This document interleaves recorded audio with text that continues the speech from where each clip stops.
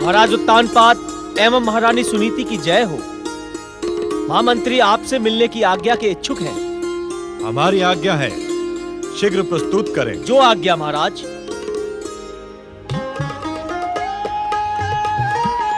महाराज और महारानी की जय हो। महामंत्री जी, हमारे राज्य में सर्वत्र कुशल मंगल तो है? महाराज, आपके पुण्य प्रताप से हमारे राज्य पर प्रभु और प्रकृति की कृपा है। सर्वत्र सुख शांति और समृद्धि छाई हुई है। सभी प्रजाजन न्याय और धर्म पूर्वक जीवन निर्वाह कर रहे हैं। परंतु कहते कहते आप मौन क्यों हो गए महामंत्री जी? कैसे कहूँ महारानी, शब्द साथ नहीं देते, जीवा कांपती है। महामंत्री जी, आप अपनी बात निर्भय होकर कहें।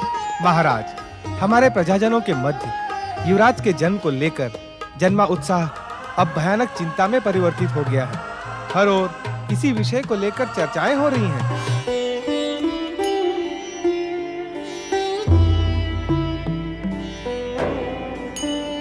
सत्य तो ये है महामंत्री जी कि हमारे मन में भी यही बात बार बार उठती है कि महाराज मनु के वंशजों पर अब तक प्रभु की कृपा दृष्टि क्यों नहीं हुई। हम दोनों निरंतर प्रभु से यही प्रार्थना करते रहते हैं। महाराज, आपको अनन्य प्रेम करने वाली आपकी प्रजा भी इस समय युवराज प्राप्ति के लिए निरंतर प्रभु से प्रार्थना कर रही है। आपकी आज्ञा अनुसार मैं कापालिक देश के महान ज्योतिषी विश्वनाथ जी के पास भी गया था। क्या कहा विश्वनाथ जी ने? महारानी, आपकी और महाराज की जन्म कुंडली देखकर वे स्वयं चकित थे। पुत्र प्राप्ति के सभी लक्षण आपके अनुकूल हैं, किंतु न जाने किसने हमारे युवराज प्राप्ति के मार्ग में अवरोध डाल दिया है। क्या विश्वनाथ जी ने कोई भी उपाय नहीं बताया? हरि इच्छा और हरि कृपा की प्रतीक्षा के अतिरिक्त वे कुछ भी कहने में असमर्थ थे। जय हो। क्या समाचार है प्रतिहारी? कुछ वरिष्ठ प्रजाजन आपके दर्शनों के इच्छुक हैं।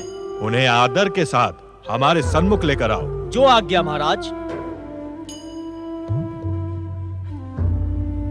आइए पधारिए। महाराज उत्तानपाद और महारानी सुनीति की जय जय जय। प्रजाजनों, हमारी राज्य व्यवस्था में आपको किसी प्रकार का कष्ट तो नहीं है? महाराज, आपके जैसा राजा पाकर कंपिला देश की प्रजा धन्य हो गई और कष्ट का तो कोई प्रश्न ही नहीं उठता। कहें, मैं आपकी क्या सहायता कर सकता हूँ? महाराज, हम प्रजाजनों के मन की बात अवश्य आप तक पहुँच गई होगी। ये ज्ञात होने पर भी हम सब यहाँ आने से अपने आप को वश में ना रख सके। महाराज, हम युवराज के जन्म की उत्सुकता से प्रतीक्षा कर रहे हैं, किंतु अब यह प्रतीक्षा सहन नहीं होती। प्रजाजनों, विधाता की विधि की डोर से हम सबका जीवन बंधा हुआ है। युवराज के लिए हम स्वयं चिंतित हैं। ज्ञात नहीं विधाता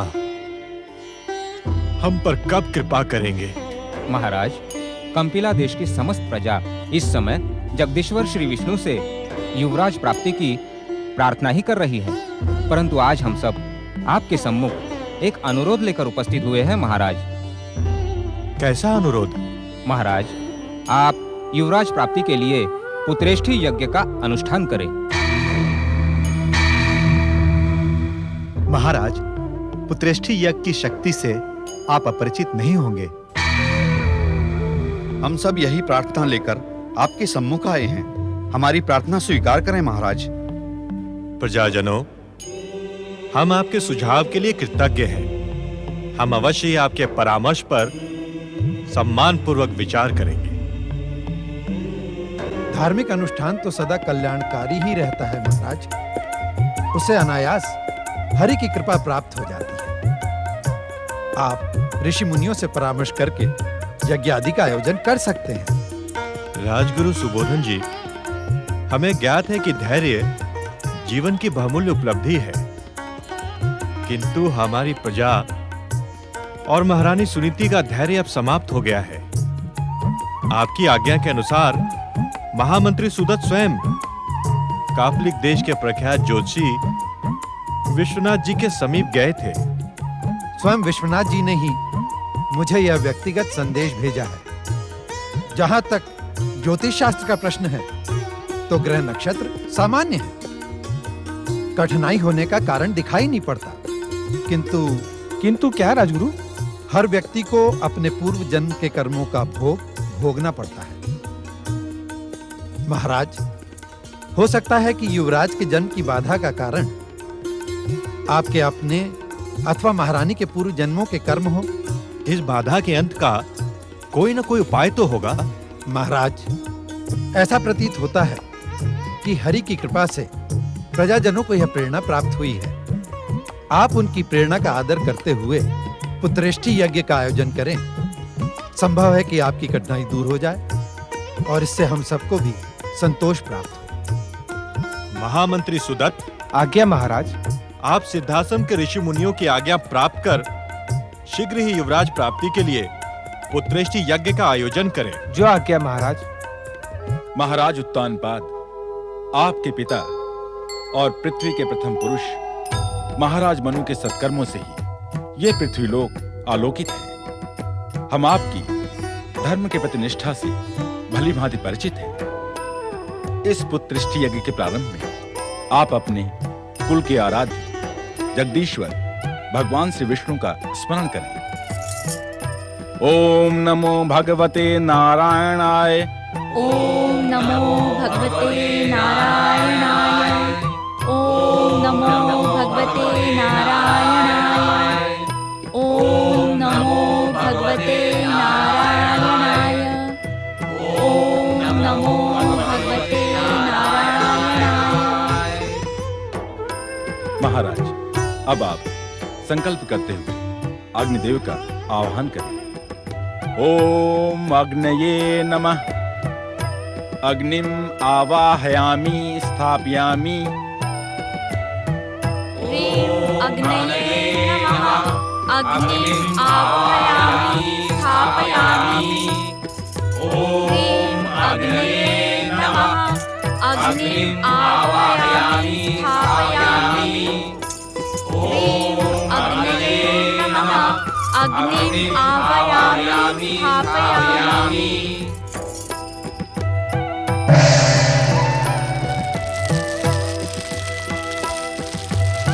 समस्त संसार को अपनी सत्यता का प्रमाण प्रकाशित करने वाले हे अग्निदेव, पृथ्वी लोक के प्रथम पुरुष महाराज मनु के पुत्र महाराज उत्तानपाद के इस पुत्रेष्ठी यज्ञ को अपनी कृपा प्रदान करें। हे अग्निदेव, दर्शन दे अग्निदेव। अग्निदेव, यदि मेरी भक्ति में सत्यता हो, यदि मनुकुल आज तक सत्य और सदाचार के निर्धारित पथ पर आगे बढ़ा हो, तो हमारे आह्वान के स्वर को स्वीकार कर हमें अपने परम पावन दर्शनों से कृतार्थ करें। दर्शन दे अग्निदेव, दर्शन दे। दर्शन दे अग्निदेव, दर्शन दे। दर्शन दे अग्निदेव, दर्शन दे। दर्शन दे, दर्शन दे। अग्निदेव, अग्निदेव की अग्निदेव की अग्निदेव, आपने हमारे आह्वान स्वर को सुनकर स्वयं प्रकट होकर हम पर महान कृपा की है। अग्निदेव, आपके दुर्लभ दर्शन पाकर हमारा जीवन धन्य हो गया। अपने चरणों में हमारा प्रणाम स्वीकार करें। महाराज उत्तानपाद, महारानी सुनीति, इस महायज्ञ के प्रभाव से आपकी पुत्र कामना अवश्य पूर्ण होगी।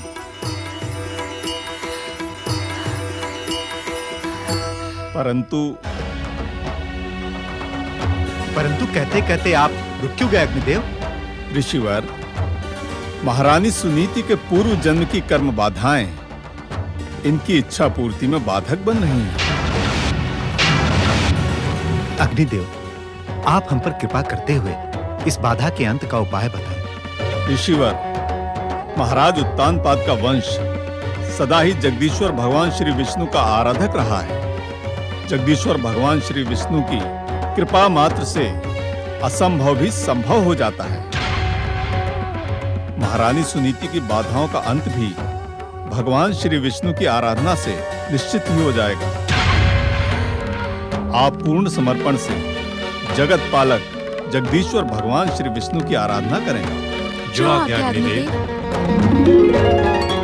अग्निदेव की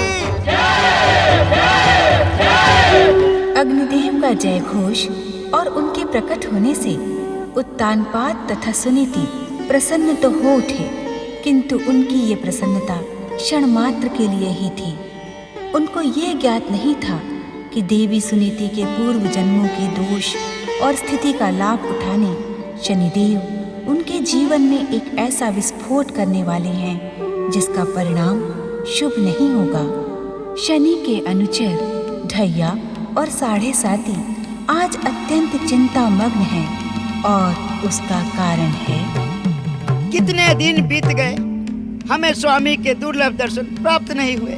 किंतु इसका कारण क्या है? ऐसा प्रतीत होता है कि स्वामी हमसे रुष्ट हैं। रुष्ट होने का कोई न कोई कारण तो होगा। मित्र साढ़े साथी, निश्चित ही अज्ञानता में हमसे कोई अपराध हो गया है, जिसके कारण हम स्वामी के दर्शनों से वंचित कर दिए गए हैं। मित्र ढैया, तुम तो स्वामी के प्रिय हो। इस विपत्ति का कोई उपाय बताओ ना। हर विपत्ति का एक ही उपाय है। कौन सा उपाय? शनिदेव के शरणागत होकर निरंतर उनकी आराधना। तो विलंब क्यों करे मित्र? ओम शनिदेवाय नमः। ओम शनिदेवाय नमः। ओम शनिदेवाय नमः। ओम शनिदेवाय नमः। ओम शनिदेवाय नमः। ओम शनिदेवाय नमः। ओम शनिदेवाय नमः। ओम शनिदेवाय नमः। ओम शनिदेवाय नमः। ओम शनिदेवाय नमः। ओम शनिदेवाय नमः। तुम्हारे स्वामी कहाँ है ढैया और साढ़े साथी? स्वामी के दर्शन किए तो युग बीत गए, न जाने वे कहाँ हैं। हमें तो ऐसा प्रतीत होता है दैत्य सेनापति राहु कि स्वामी ने हमारे अपराधों से रुष्ट होकर हमारा त्याग कर दिया है। मैं तुम्हारे स्वामी से भली भांति परिचित हूँ भैया और साढ़े साथी। यदि वे तुम्हारे अपराधों से रुष्ट होते तो स्वयं शनिलोक न छोड़कर वे तुम दोनों को संसार छोड़ने के लिए विवश कर देते। आप हमारे स्वामी की प्रशंसा कर रहे हैं अथवा आलोचना? तुम्हें जो प्रिय लगे वही समझ लो। दैत्य सेनापति राहु हमसे परिहास करने का दुस्साहस न करे। हम शनिदेव के विश्वस्त अनुचर हैं। वैकुंठपति विष्णु ने जब तुम्हारा मस्तक काटा था तब तुम्हारे ऊपर शनिदेव की साढ़े साती ही चल रही थी। हमारी शक्ति से तुम परिचित ही हो दैत्य सेनापति। शांत हो शनिदेव के गणों।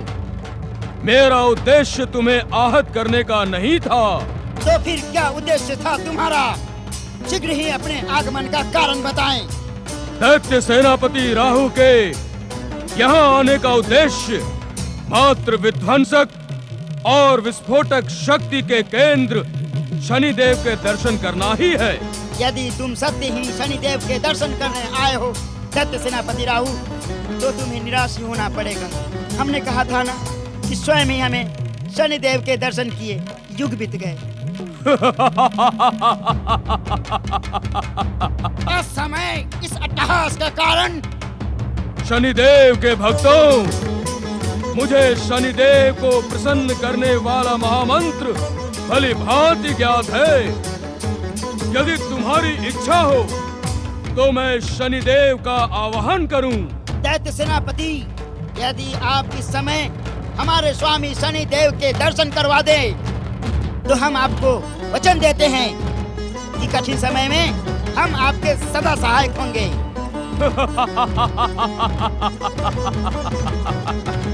राहु के जीवन में जितने कठिन अवसर आने थे वे बीत गए हैं। अब राहु स्वयं दूसरे के लिए कठिन संकट बना हुआ है।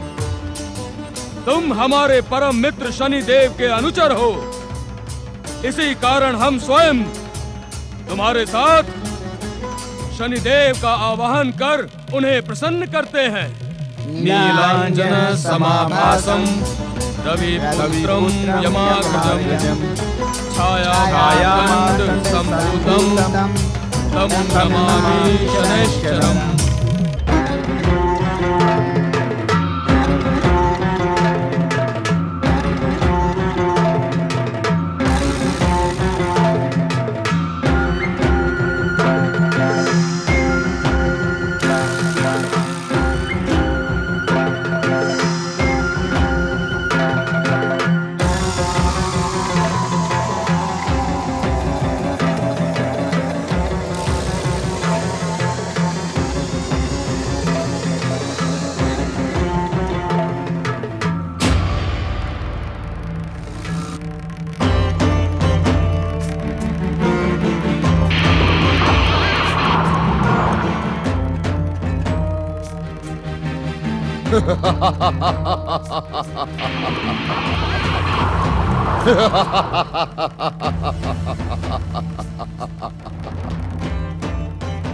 हम तुम्हारे भक्ति भाव से प्रसन्न हुए। ढैया और साढ़े साथी, जो व्यक्ति शनिदेव का जप तप व्रत करता है, शनिदेव उस पर निश्चित ही कृपा करते हैं। स्वामी, क्या हमसे कोई अपराध हो गया था? शनिदेव के सम्मान में अपराध होने के पश्चात तुम जीवित ही नहीं रहते ढैया। हम आपके दर्शनों के लिए तड़प रहे थे स्वामी। जब भयानक तड़प के पश्चात व्यक्ति की कामना पूर्ण होती है, तब उसका आनंद व्यक्त नहीं किया जा सकता। शनिदेव के दर्शन पाने के लिए हर एक को तड़पना ही होगा। क्यों दैत्य सेनापति राहु?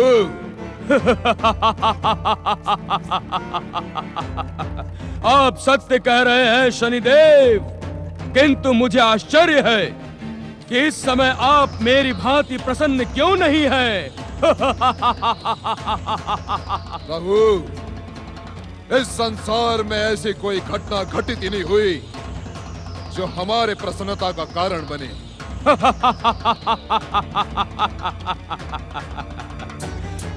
इस संसार के हर रहस्य से भली भांति परिचित हैं आप शनिदेव।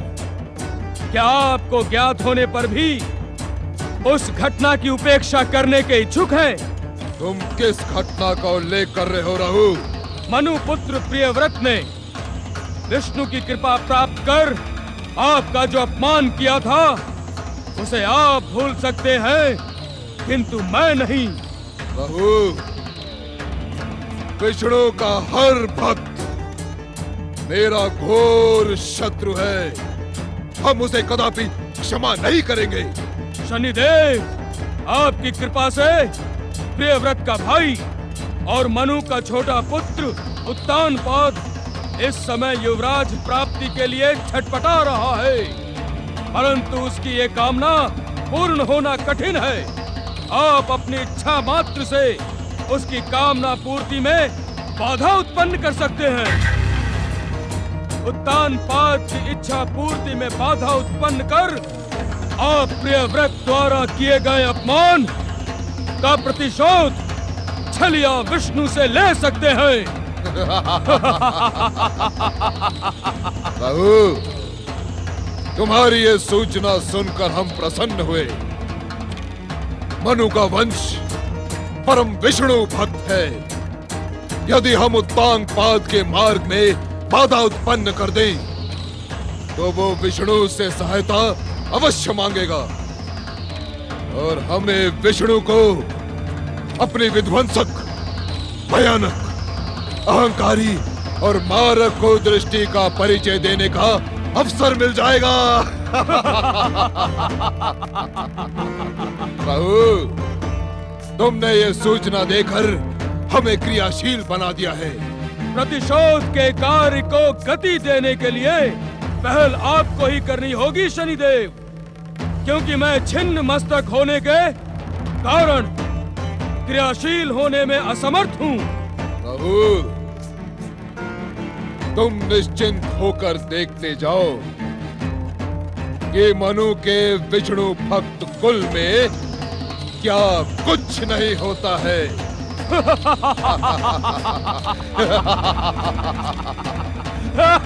राहुल,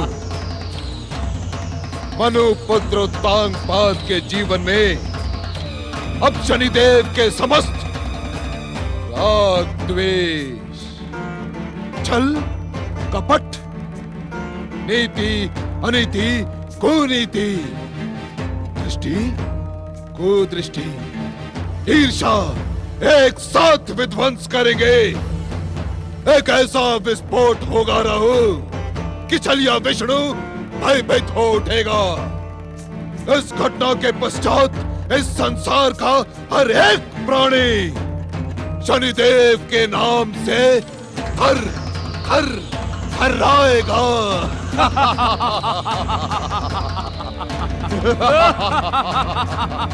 हाँ, मैं शनि हूँ, शनि।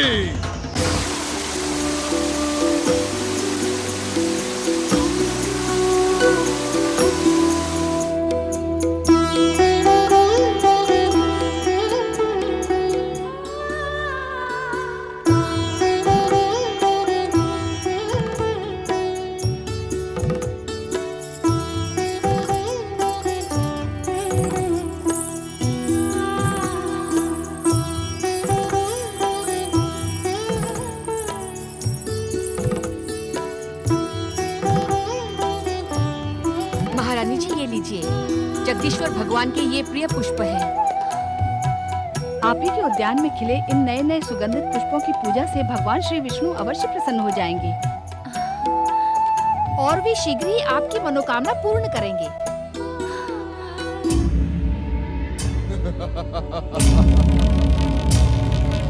हर हर महादेव, हर हर महादेव, हर हर महादेव, हर हर महादेव, हर हर महादेव, हर हर महादेव। ललिता जी महारानी जी। देखो तो कौन है। जी महारानी जी। हर हर महादेव, बम बम भोले, हर हर भोले, हर हर महादेव। महाराज आप कौन हैं? कहाँ से पधारे? आप किससे मिलने के इच्छुक हैं? हर हर महादेव। इस संसार के सर्वश्रेष्ठ ऋषि का मार्ग रोकने का दुस्साहस न करो, अन्यथा परिणाम तुम्हारे हित में ना होगा। शिव शिव शिव।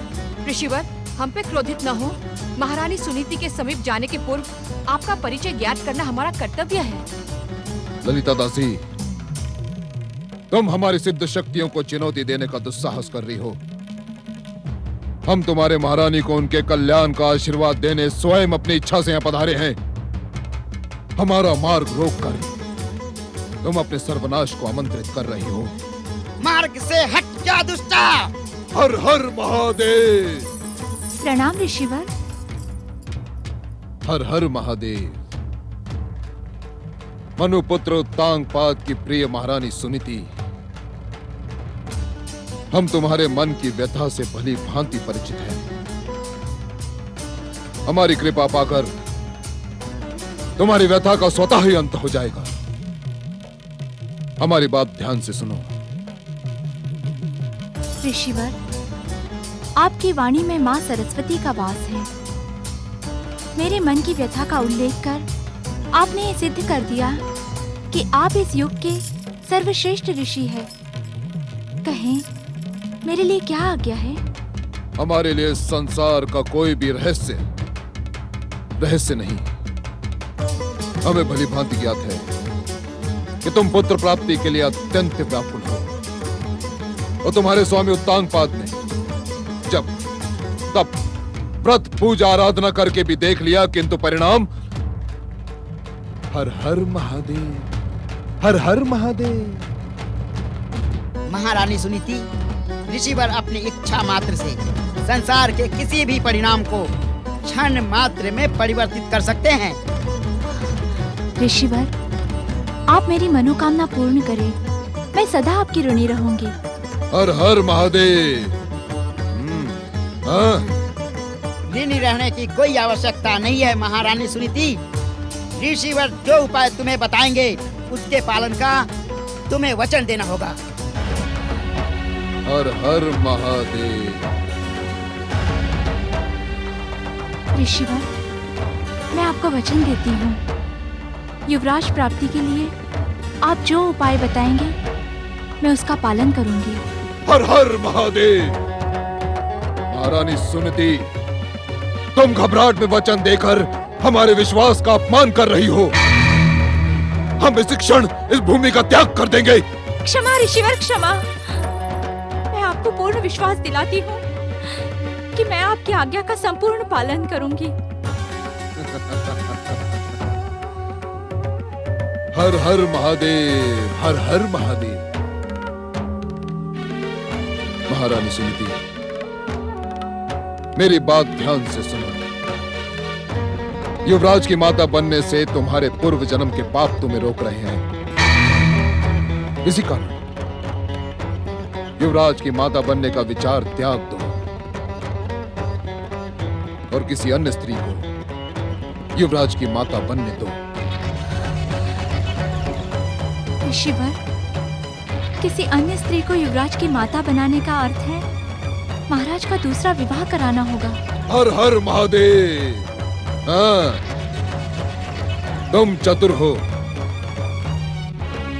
इसी कारण तुमने हमारा संकेत समझने में एक क्षण का विलंब नहीं किया। किंतु ध्यान रहे महारानी, हमारे बताए उपाय पर कार्य करना प्रारंभ कर दो, अन्यथा परिणाम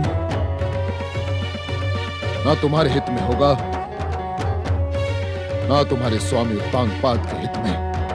ऋषिवर, विधाता मेरी ऐसी क्रूर परीक्षा क्यों ले रहा है? महारानी, तुम्हारे पूर्व जन्मों के पाप तुम्हारे सौभाग्य में बाधा बनकर खड़े हो गए हैं। क्या तुम स्वयं कनपिला देश को युवराज के सुख से वंचित रखने की इच्छुक हो? नहीं, नहीं। तो शीघ्र ही अपने स्वामी उत्तानपाद के लिए एक सुंदर रूपवती सौत का तुम स्वयं ही चुनाव करो, जैसे निश्चित ही तुम्हारा कल्याण होगा। और यदि हमारे आज्ञा का उल्लंघन किया तो इससे कनपिला देश का सर्वनाश होगा, तुम्हारा कल्याण होगा।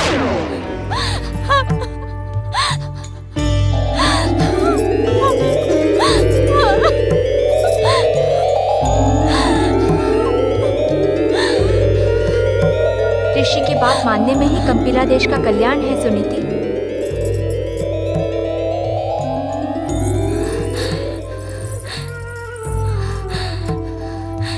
कैसे मान लूं ऋषि की बात? क्या स्वयं ही अपने सौभाग्य पर कलंक का टीका लगा लूं मैं? तुमने स्वयं ऋषि को वचन दिया है, अपने दिए वचन को खंडित करके क्या तुम कलंकित नहीं होगी? तुम क्यों कनपिला देश की अभिशाप बनती जा रही हो?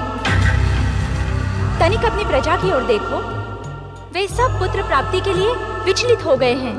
नहीं नहीं, मैं किसी भी मूल्य पर अपना सौभाग्य खंडित नहीं होने दूंगी। ज्ञात है इसका परिणाम क्या होगा? नहीं, ज्ञात नहीं। आज जो बात तुम तक पहुंची है, कल वो महाराज और प्रजा तक पहुंचेगी। तब वो स्वयं अपनी प्रिय महारानी का त्याग कर देंगे। तब कहाँ जाओगी तुम? कहाँ रहोगी तुम? पूर्व जन्मों के पापों का प्रायश्चित करने का स्वर्ण अवसर तुम्हारे सामने है। भीरुओं की भांति अश्रु ना बहाओ। ऋषि को दिए वचन का पालन करो।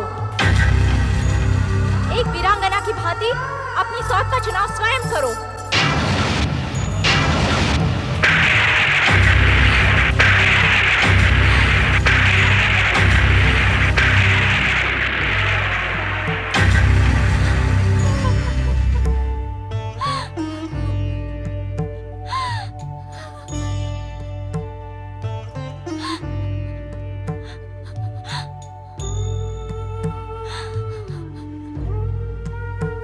क्या बात है महारानी सुनीति, इतना अधिक उद्विग्न हमने तुम्हें आज से पहले कभी नहीं देखा।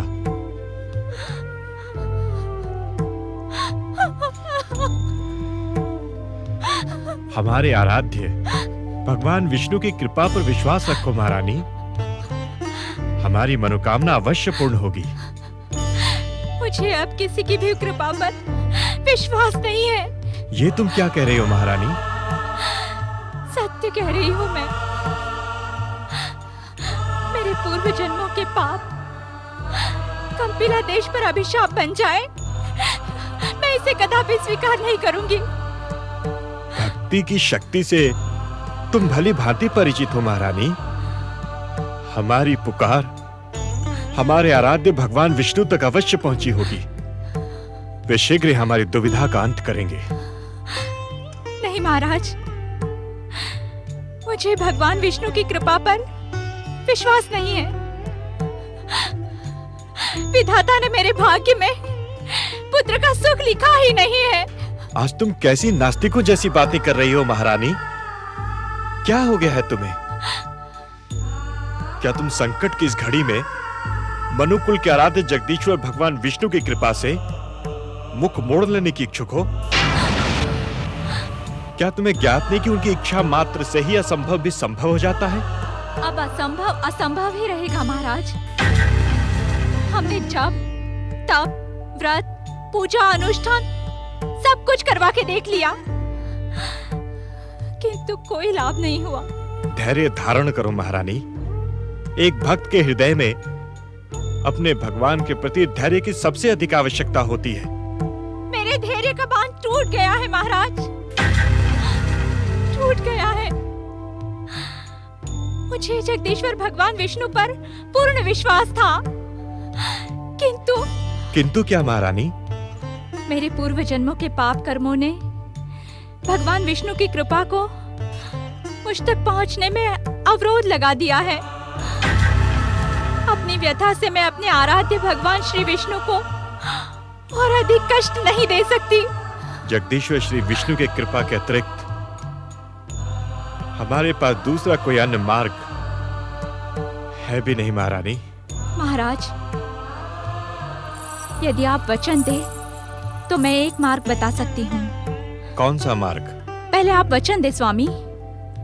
सुनीति, प्रिय, इस समय तुम्हारे मन की दशा विचलित है। अपनी बात को कहने के लिए मुझसे वचन न मांगो। यदि तुम्हारी बात देश हित में हुई तो मैं अवश्य उसे पूर्ण करूंगा। प्रजाजनों की कामना पूर्ण करे महाराज, आप दूसरा विवाह कर लें।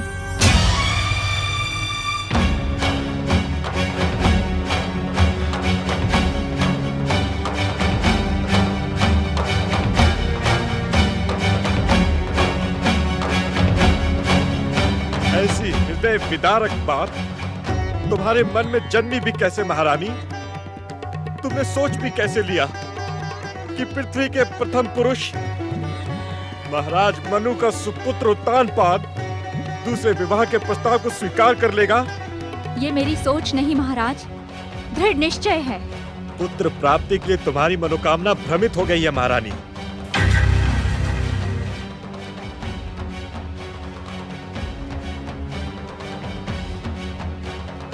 मेरा भी दृढ़ विश्वास है कि हमारे आराध्य जगदीश्वर श्री विष्णु की कृपा से तुम ही हमारी युवराज की माता बनोगी। महाराज, मैं अपने पूर्व जन्मों के पाप आपको और कंपिला देश को नहीं भोगने दूंगी।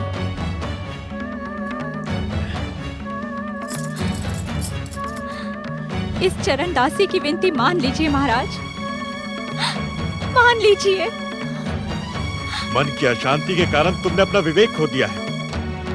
तुम्हें स्वयं ज्ञात नहीं कि तुम्हारी बात मानने का परिणाम क्या होगा।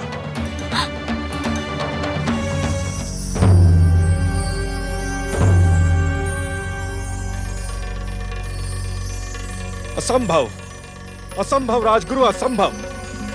महारानी सुनीति का प्रस्ताव मान लेने का अर्थ है कि उनका अधिकार और उनका नेतृत्व किसी अन्य को प्रदान कर देना। मैं इस दुराचार को कदापि स्वीकार नहीं कर सकता। महाराज, आप तनिक सोचें, तनिक विचार करें कि उद्विग्न और विचलित महारानी सुनीति ने आपसे जो प्रस्ताव किया है उसमें कंपिला देश का हित छिपा है। महाराज, आप इस सत्य से अनभिज्ञ नहीं हैं कि युवराज को पाने के लिए प्रजा की व्यग्रता किस सीमा तक पहुंच चुकी है। महारानी सुनीति के प्रस्ताव पर आप एक बार गंभीरता से विचार करें। असंभव। महामंत्री सुदत्त जी, आप क्यों बार बार मुझे दुराचार करने के लिए प्रोत्साहित कर रहे हैं? मैं पृथ्वी के प्रथम पुरुष महाराज मनु का पुत्र हूं। ये पृथ्वी लोक अपने प्रथम दिन से हमारे परिवार के कार्यों का ही अनुसरण करता है।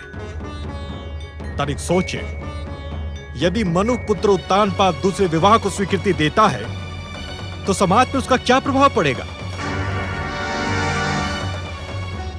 आज अपनी विवशता, महारानी सुनीति की उद्विग्नता और प्रजा की उत्तेजना के कारण यदि मैं दूसरे विवाह को स्वीकार कर लेता हूं तो क्या कल हमारी प्रजा हमारे ही कार्यों का अनुसरण करते हुए अपने जीवन में दूसरे विवाह को एक परंपरा के रूप में स्वीकार नहीं कर लेगी? किंतु महाराज, इसमें अनुचित क्या है? अनुचित है राजगुरु। तनिक सोचे कि एक व्यक्ति के दूसरे विवाह कर लेने पर उसकी पहली पत्नी का क्या होगा? क्या दूसरी पत्नी अपनी सौत को उसी सम्मान के साथ स्वीकार कर लेगी जो पहली पत्नी होकर उसे प्राप्त है? क्षमा महाराज, यदि पुरुष उचित वातावरण उपलब्ध कराए तो समस्या का कोई कारण दिखाई नहीं पड़ता। स्त्री का क्या है, वो तो पराया धन है। पुरुष जैसे रखेगा वैसे रह लेगी। महामंत्री सुदत्त, मुझे आपसे ऐसी उत्तर की अपेक्षा नहीं थी। इस उत्तर से आपकी भावनाएं स्पष्ट हो गई हैं। ऐसा प्रतीत होता है कि कंपिला देश का महामंत्री पुरुष को स्त्री से श्रेष्ठ समझता है। क्षमा महाराज, क्षमा महाराज। आप दोनों ध्यान से सुन लें। मुझे महारानी सुनीति का प्रस्ताव स्वीकार नहीं है। किसे प्रणाम कर रहे हैं देवर्षि नारद? नारायण नारायण। भक्त अपने भगवान के अतिरिक्त किसे प्रणाम करेगा शनिदेव? यहाँ तो मेरे अतिरिक्त और कोई नहीं है नारद। क्या देवताओं के ऋषि नारद ने शनिदेव को अपना भगवान स्वीकार कर लिया? नारायण नारायण। ऐसा महान भ्रम शनिदेव को शोभा नहीं देता।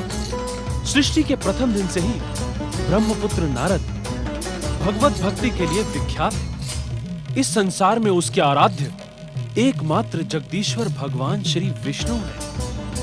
किंतु तुम्हारे जगदीश्वर भगवान श्री विष्णु यहाँ दिखाई नहीं पड़ रहे नारद। तो फिर तुम प्रणाम किसे कर रहे थे?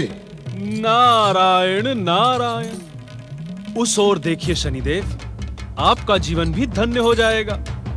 वहां संसार की प्रेरणा और ऊर्जा का केंद्र वैकुंठ कैसा शोभायमान हो रहा है। नारायण नारायण।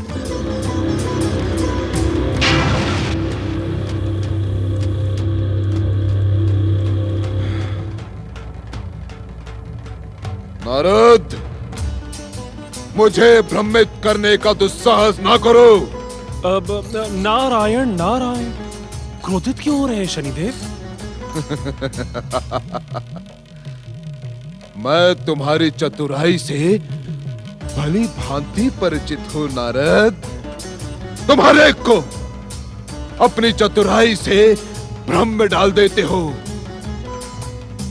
परंतु तुम्हारा ये नारद लीला का नाटक शक्तिशाली शनि को भ्रम में नहीं डाल सकता। नारायण नारायण। अहंकार की कुदृष्टि से वैकुंठ दिखाई पड़ेगा भी नहीं।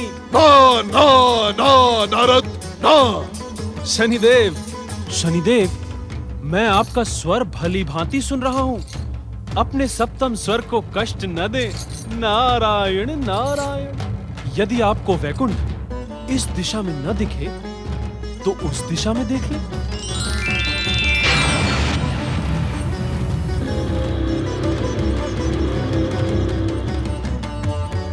उधर भी न दिखे तो इधर देख ले।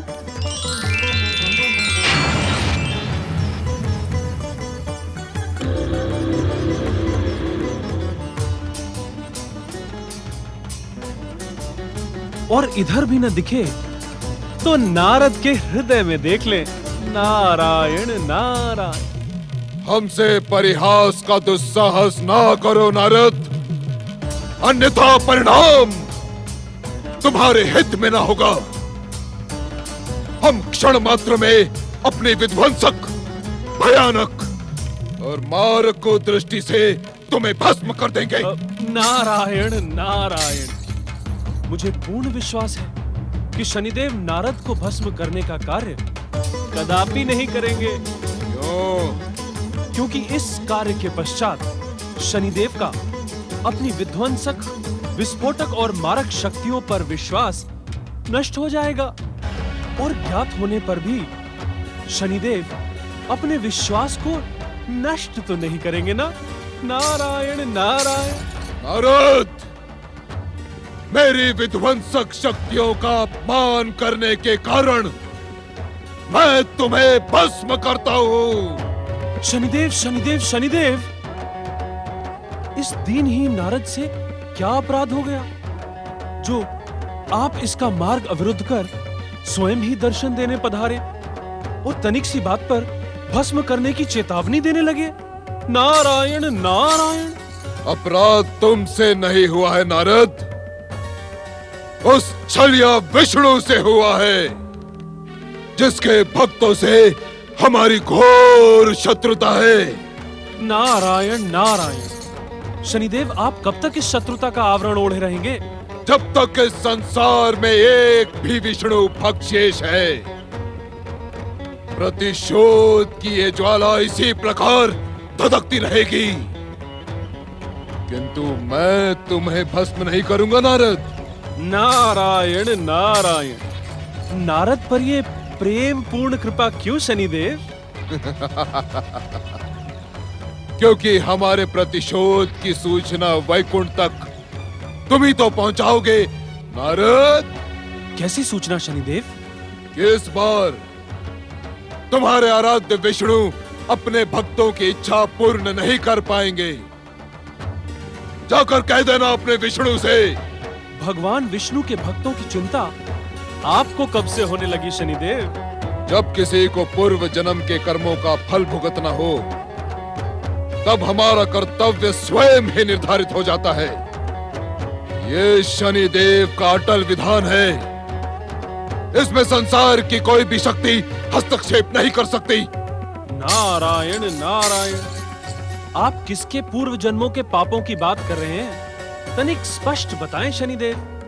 हमें भली भांति ज्ञात है कि तुम इस समय अपने आराध्य विष्णु के दर्शन करने वैकुंठ जा रहे हो नारद। उसे मेरी चेतावनी से परिचित करवा देना नारद, कि वो शनिदेव की विध्वंसक शक्ति को चुनौती देने का दुस्साहस ना करे। मैं शनि हूँ, शनि। नारायण नारायण। शनिदेव, आप तो ज्ञान की साक्षात मूर्ति हैं। आपकी रहस्यमय भाषा का अर्थ नारद के तनिक भी समझ में नहीं आया। कृपया सरल भाषा में बताएं शनिदेव। परम विष्णु भक्त मनु के पुत्र उत्तानपाद और उसकी धर्म पत्नी सुनीति के जीवन में अब जो भी आश्चर्यजनक घटना घटित होगी, विष्णु उसमें हस्तक्षेप ना करे नारद।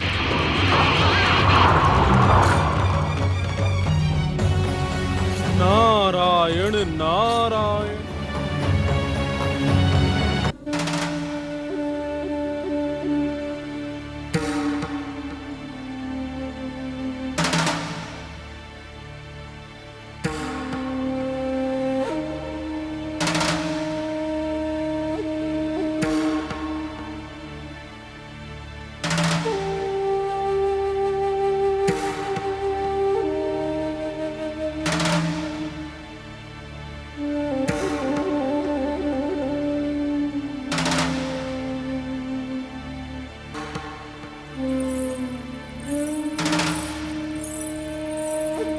प्रभु, क्या कुछ अभूतपूर्व घटित हुआ है? महादेवी, इस संसार में जो कुछ भी नया होता है वो अभूतपूर्व ही होता है।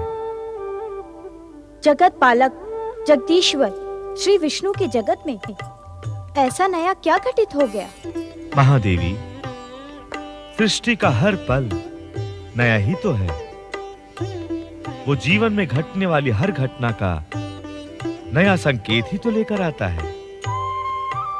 हर नया पल नए कर्मों का निर्धारण करता है महादेवी। ये मेरे प्रश्न का उत्तर नहीं है स्वामी।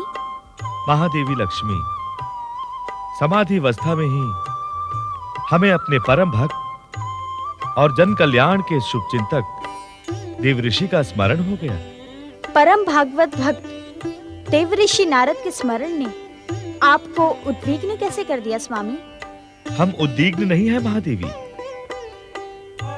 किंतु नारद को मिली चुनौती से गंभीर अवश्य है। नारद को चुनौती? स्वामी, आपकी कृपा से 14 भुवनों में निर्भय होकर विचरण करने वाले, संसार के मित्र और जगत कल्याण की चिंता करने वाले देव ऋषि नारद को भला चुनौती कौन दे सकता है? त्रिदेवों से शत्रु भाव रखने वाले सूर्य पुत्र शनि देव ने हमारे परम भक्त नारद को चुनौती दी है। कैसी चुनौती प्रभु?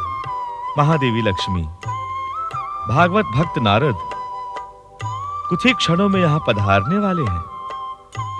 तब उस चुनौती के विषय में तुम्हें स्वयं ज्ञात हो जाएगा। किंतु प्रभु, आपकी गंभीरता का कारण क्या है?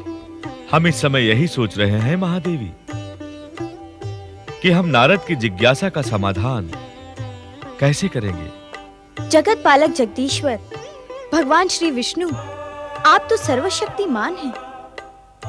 आपकी इच्छा ही विधि का विधान और नियंता की नियति है। आपकी कृपा से ही इस संसार को गति प्राप्त है, तो समाधान की चिंता क्यों?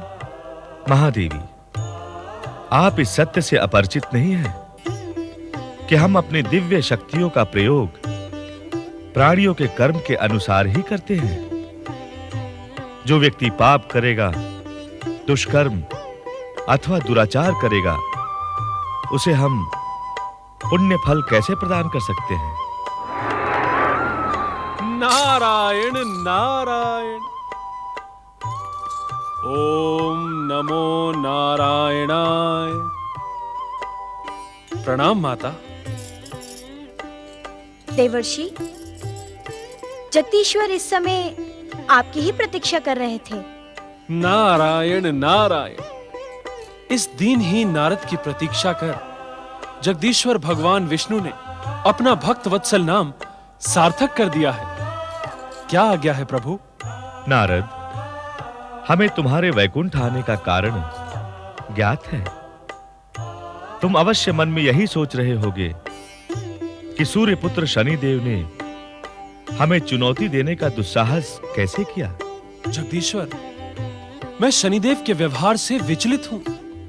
त्रिदेवों के प्रति उनकी शत्रुता का विस्फोट अति भयंकर होता जा रहा है।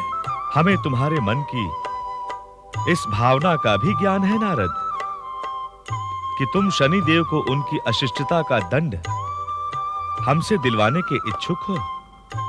नारायण नारायण। अंतर्यामी, आपसे किसी के मन की बात भला कैसे छुपी रह सकती है? परम भगवत भक्त नारद को ये आचरण शोभा नहीं देता। क्षमा हे भक्त वत्सल, क्षमा।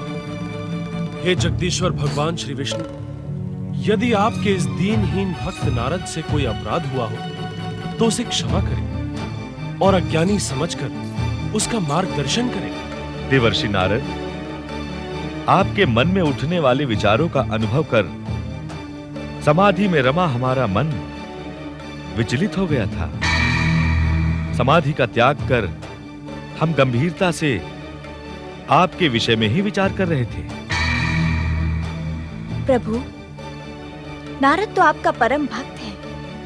यदि अज्ञान में उससे कोई भूल हो गई हो तो उसे क्षमा करते हुए इसका मार्गदर्शन करें। महादेवी लक्ष्मी, इस समय परम भगवत भक्त नारद के मन में जिस प्रकार के प्रश्न उठे हैं, उनका अनुभव कर हमें नारद की भक्ति पर संदेह हो गया है। हे करुणा की साक्षात मूर्ति, हे जगत पिता जगदीश्वर, इस संसार में आपके अतिरिक्त नारद का कोई आश्रय नहीं है। उसकी इस प्रकार अपेक्षा न करें। आप तो रहस्यों के रहस्य हैं। आपकी महिमा को तो परम पिता ब्रह्मदेव तक न समझ सके, तो मैं क्या समझूंगा। मुझे क्षमा करें भक्तवत्सल, मेरा मार्गदर्शन करें। भक्त का स्थान भगवान के चरणों में नहीं, हृदय में होता है। उठो नारद, तुम हमारे परम प्रिय भक्त हो, इसमें हमें तनिक भी संदेह नहीं है। किंतु आज शनिदेव के सम्मुख तुम्हें क्या हो गया था देवर्षि नारद? आपकी मनमोहक छवि के दर्शन कर मुझे कुछ भी ज्ञात नहीं है प्रभु। नारद, एक भक्त का मन तो सदा अपने भगवान की भक्ति से आनंदित रहना ही उचित है। किंतु आज शनिदेव के सम्मुख तुम्हारे मन में उनके प्रति दुर्भावना क्यों जागी? उन्हें हमसे दंडित करवाने का विचार कैसे जन्मा? नारायण नारायण। प्रभु शनिदेव आपकी सर्वशक्तिमत्ता को चुनौती देने का दुस्साहस कर रहे थे। भक्त नारद, हमें ज्ञात है कि मेरे इच्छा संसार में मेरे द्वारा जीवन को प्राप्त अनेक प्राणी अपने अहंकार से भ्रमित होकर हमें छलिया कहते हैं, हमें देव प्रेमी और दैत्य शत्रु कहकर संबोधित करते हैं।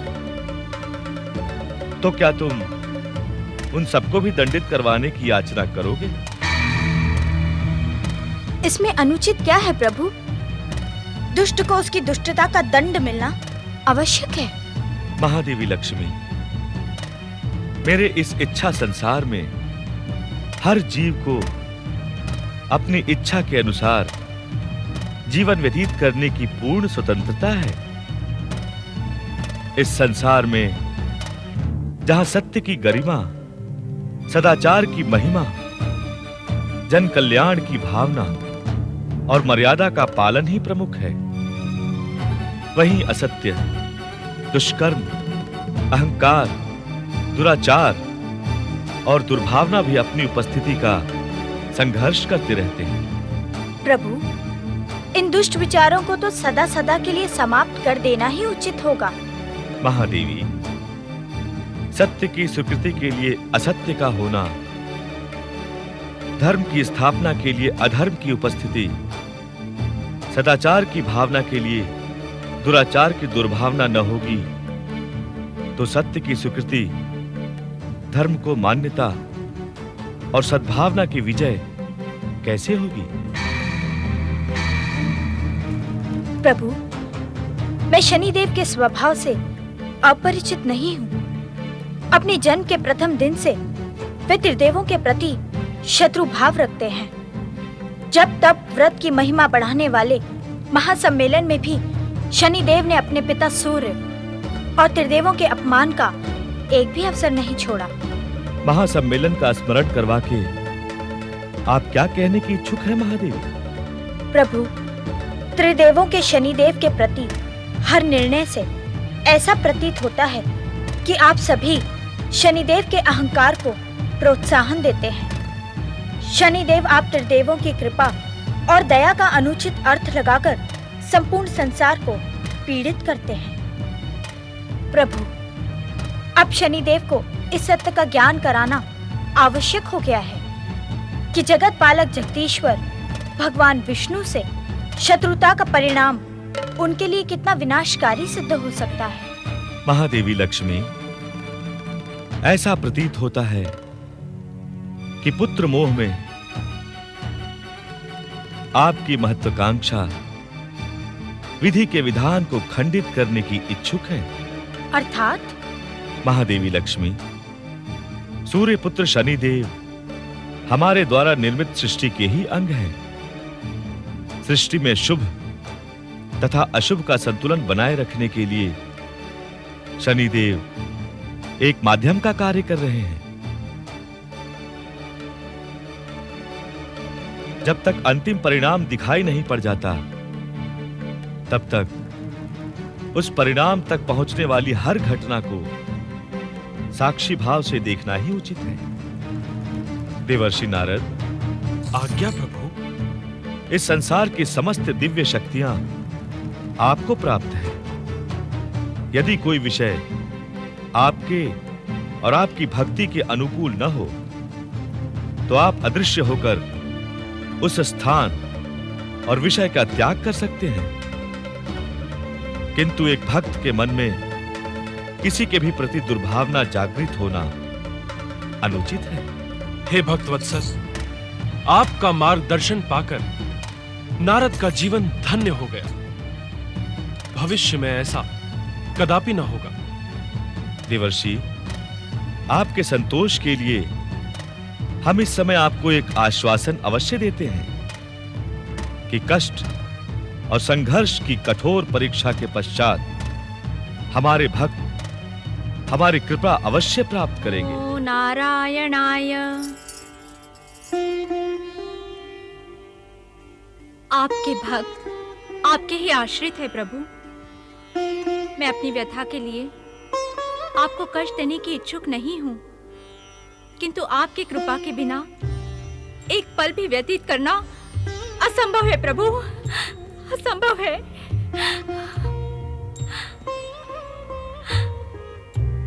हे जगदीश्वर, मुझे अभागन पर कृपा करें। कंपिला देश को युवराज प्राप्ति के लिए मैं अपने स्वामी महाराज उत्तानपाद का दूसरा विवाह कराने की इच्छुक हूँ। मैंने अनेक देशों में गुप्त विवाह के प्रस्ताव भेजे, किंतु पृथ्वीलोक की व्यवस्था के अनुसार कोई भी कन्या दूसरा विवाह करने की इच्छुक नहीं है।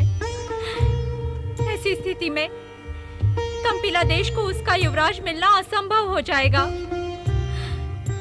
कृपा करें त्रिलोकीनाथ, दया करें, दया करें, कृपा करें त्रिलोकीनाथ, दया करें, दया करें।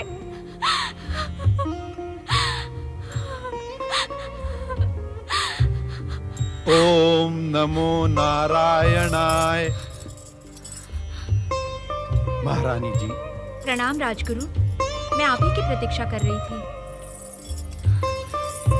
क्या आप अपने अभियान में सफल हुए?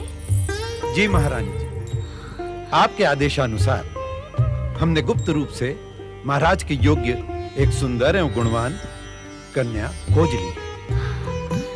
कौन है वो भाग्यवती राजगुरु? महारानी, वो भाग्यवती वत्स देश की राजकुमारी सुरुचि है। क्या आपने स्वयं उससे भेंट की? महारानी जी, परंपरा तो यही है कि विवाह प्रस्ताव औपचारिक रूप से राज्य की ओर से भिजवाया जाता है, किंतु आपके आदेश का पालन करते हुए हमने राजकुमारी सुरुचि से स्वयं भेंट की और उनके मन को परखने का प्रयास भी किया। क्या है उसके मन में? मेरे प्रश्न का उत्तर दे राजगुरु। क्या है उसके मन में? आप मौन क्यों हैं? महारानी जी, राजकुमारी सुरुचि की स्वीकृति हमें स्वीकार नहीं है। अपनी बात स्पष्ट करें राजगुरु। महारानी जी, राजकुमारी सुरुचि को आपके अधीन रहना स्वीकार नहीं है। महाराज के विवाह के पश्चात वे स्वयं पटरानी बन के रहें, यह हम स्वीकार कैसे कर सकते हैं? किंतु राजगुरु, आप निश्चिंत रहें। हम और राज्यों में भी प्रयास कर रहे हैं और हमें पूर्ण विश्वास है कि राजकुमारी सुरुचि से भी उत्तम कन्या हम अवश्य ढूंढ लेंगे। कंपिला देश की स्थिति से आप अपरिचित नहीं हैं राजगुरु। न मैं प्रतीक्षा कर सकती हूँ, न मेरी प्रजा की व्यग्रता इस प्रतीक्षा को स्वीकार करेगी। महारानी जी, कभी-कभी परिस्थितियां इतनी भयानक हो जाती हैं कि अपने आराध्य पर विश्वास और प्रतीक्षा के अतिरिक्त मनुष्य के पास कोई दूसरा मार्ग नहीं होता। राजगुरु, आप हमारी स्थिति से अपरिचित नहीं हैं। पिताश्री व माताश्री के वानप्रस्थ जाने के पश्चात हमारे राजवंश में आप ही वरिष्ठ एवं अनुभवी हैं। मेरा मार्गदर्शन करें राजगुरु। महाराज मनुवंश के आराध्य जगदीश्वर भगवान श्री विष्णु की कृपा की प्रतीक्षा के अतिरिक्त हमारे पास अन्य कोई मार्ग नहीं है। किंतु मेरे पास एक मार्ग है। कौन सा मार्ग? आप स्वयं मेरे साथ वत्स देश चलें। मैं सुरुचि से भेंट करने की इच्छुक हूँ। महारानी जी, आपका सुरुचि से भेंट करना उचित नहीं है। स्थितियाँ कभी-कभी उचित अनुचित का विचार करने का अवसर नहीं देती। आप इतना अधिक निराश क्यों हो रही हैं महारानी? आपसे भेंट होने और सुरुचि का प्रस्ताव मिलने से पूर्व मैं अवश्य निराश थी, किंतु अब मैं उत्साहित हूँ। सुरुचि से मिलकर मैं किसी भी प्रकार उसे अपनी सौत बनाकर ले आऊंगी। मुझे इस समय मात्र आपके संरक्षण की आवश्यकता है। ये आप क्या कह रही हैं महारानी? महाराज को पता चलेगा तो अनर्थ हो जाएगा।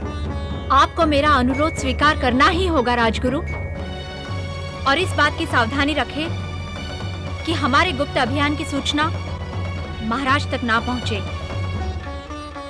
हम आज संध्या से पूर्व ही वत्स देश की ओर प्रस्थान करेंगे। जय जगदीश्वर।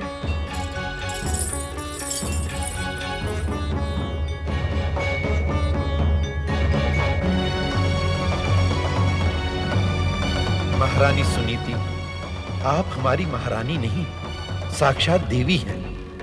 माँ देवी, मैं आपको प्रणाम करता हूँ। आपके दृढ़ आत्मविश्वास और सदाचार के सन्मुख वत्स देश की राजकुमारी सुरुचि को झुकना ही पड़ेगा।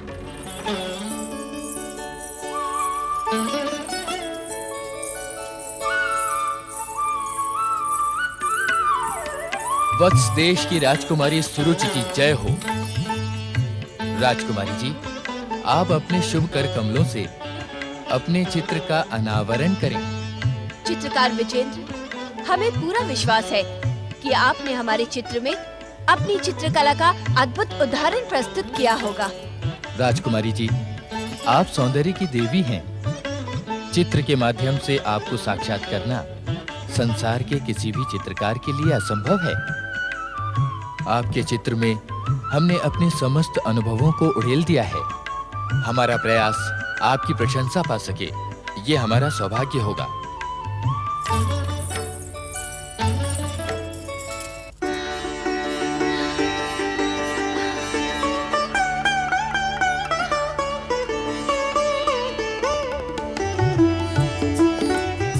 चित्रकार विजेंद्र, हमने तुम्हारी जितनी प्रशंसा सुनी थी उससे अधिक तुम्हें पाया है। राजकुमारी जी, आपके चित्र को देखकर ऐसा प्रतीत होता है जैसे आप स्वयं ही इस चित्र में समा गई है। हाँ राजकुमारी जी, मुझे ऐसे लग रहा है जैसे आपकी मधुर वाणी में ये चित्र अभी बोल पड़ेगा। दासी, विजेंद्र जी को अपने साथ ले जाकर राजकोष से इस चित्र का इच्छुत भुगतान करवा दो। जो आज्ञा राजकुमारी जी। राजकुमारी जी, हमने आपका चित्र किसी लोभ अथवा पारिश्रमिक के लिए नहीं बनाया, अपितु आपकी कृपा और प्रशंसा प्राप्त करने के लिए बनाया है। चित्रकार विजेंद्र, हम वत्स देश की राजकुमारी हैं। हमारी प्रजा होने के कारण हमारी कृपा सदा आपको प्राप्त है। हम किसी से कोई भी वस्तु बिना मूल्य दिए स्वीकार नहीं करते। आप कृपया राजकोष से अपना इच्छुत भुगतान ले लें। जो आज्ञा राजकुमारी जी।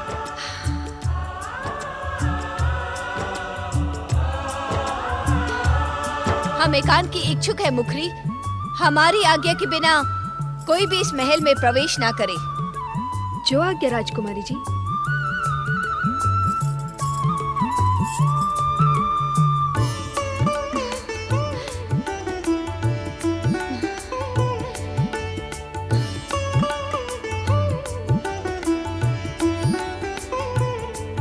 राजकुमारी सुरुचि की जय हो। किसने बुलाया तुम्हें यहाँ? मेरे एकांत में बाधा डालने का दुस्साहस तुमने कैसे किया? राजकुमारी जी, एक महान ऋषि अपने 2 चेलों के साथ आपसे भेंट करने पधारे हैं। मुझसे भेंट करने? तुमने उन्हें महल में आने क्यों दिया? वे तो हर हर महादेव। बम बम भोले। हर हर महादेव। हर हर भोले। हर हर महादेव। राजकुमारी सुरुचि, हम सिद्ध योगी हैं। कहीं प्रवेश करने के लिए हमें किसी की आज्ञा की आवश्यकता नहीं पड़ती। ऋषिवर स्वयं तुम्हें तुम्हारा भविष्य बताने पधारे हैं। इन्हें प्रणाम कर अपना हर दुर्भाग्य सौभाग्य में परिवर्तित कर ले राजकुमारी। हर हर महादेव। प्रणाम ऋषिवर। राजकुमारी सुरुचि, हमने अपने चमत्कारी ज्ञान से देखा कि तुम शीघ्र ही कंपिला देश के महाराज उत्तांगपाद की प्रिय महारानी बनने वाली हो। महान योगीराज का आशीर्वाद पाकर तुम्हारा भविष्य और अधिक उज्जवल हो जाएगा राजकुमारी। अब तुम अपने सौभाग्य पर गर्व कर सकती हो कि महान योगीराज तुम पर कृपा करने स्वयं तुम्हारे महल में पधारे हैं। हमारे गुरुदेव तुम्हारे महान हित चिंतक हैं। यदि तुम हमारे गुरुदेव के बताए मार्ग पर चलोगी तो तुम्हारा नाम कीर्ति गाथा के पृष्ठों पर अमर हो जाएगा।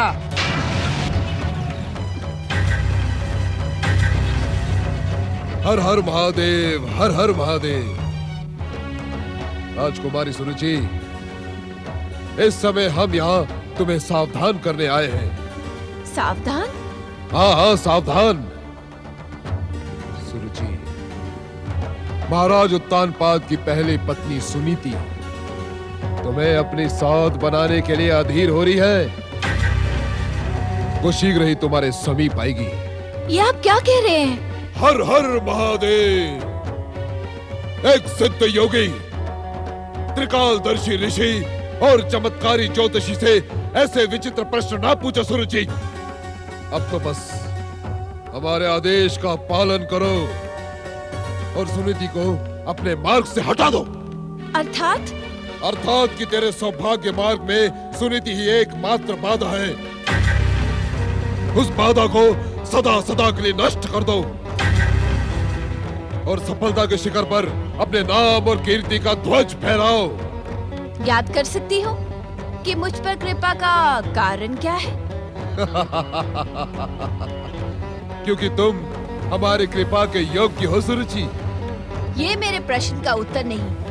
मैं आपके प्रस्ताव और आदेश को अस्वीकार भी तो कर सकती हूँ। सुरुचि, कहीं तुम्हारा यह दुस्साहस हमारे क्रोध का कारण न बन जाए। क्रोधित न हो ऋषिवर, ये हमारा दुस्साहस नहीं, अपितु अपने भविष्य को ज्ञात करने की उत्सुकता है। तुम्हारी उत्सुकता और अहंकारी स्वभाव से हम भली भांति परिचित है सुरुचि। हमें शब्दों के चक्रव्यूह में उलझाने का प्रयास ना करो। ऋषिवर, ये मेरे शब्दों का चक्रव्यूह नहीं है, अपितु वास्तव में अपने भविष्य को ज्ञात करने की अभिलाषा है। तुम्हारा भविष्य उत्तांगपाद की दूसरी पत्नी के रूप में अटल है सुरुचि।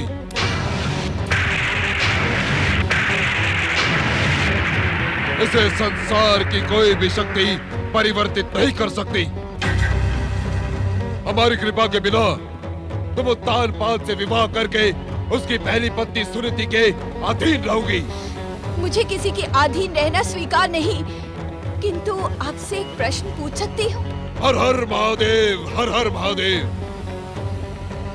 उत्तानपाद के साथ हमारी कोई शत्रुता नहीं, किंतु तुम पर और वत्सदेश के राजकुल पर हम प्रसन्न हैं।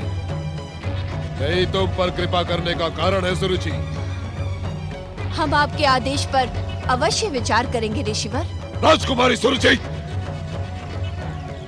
यदि तुमने हमारे आदेश का पालन न किया तो हमारा क्रोध सर्वनाश की काली छाया बनकर तुम्हारे सौभाग्य को नष्ट कर देगा। इसीलिए सावधान, सावधान।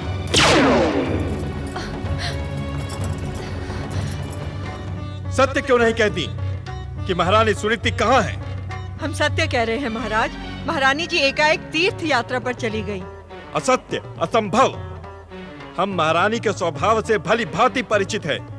विराज के उद्यान तक में तो बिना हमारी आज्ञा के गमन नहीं करती, फिर तीर्थ यात्रा पर कैसे चली जाएंगी?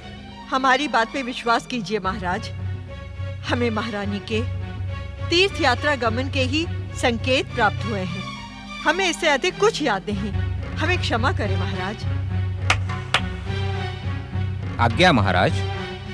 क्या तुम्हें भी महारानी सुनीति के विषय में कुछ भी ज्ञात नहीं? वो तीर्थ यात्रा पर गई है, इससे अधिक कुछ नहीं। महामंत्री सुदत्त को शीघ्र हमारे सन्मुख उपस्थित किया जाए। क्षमा हो महाराज, महामंत्री जी राजधानी में नहीं है, प्रजा का निरीक्षण करने गए हैं। एकांत!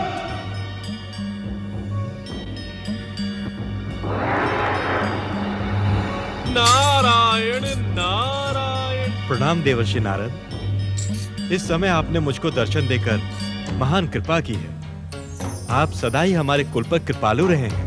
नारायण नारायण। आप तो दिव्य ज्ञानी हैं देवर्षि। कृपया बताएं कि हमारी महारानी सुनीति इस समय कहाँ गई हैं? हम उनको लेकर व्यथित हो रहे हैं देवर्षि।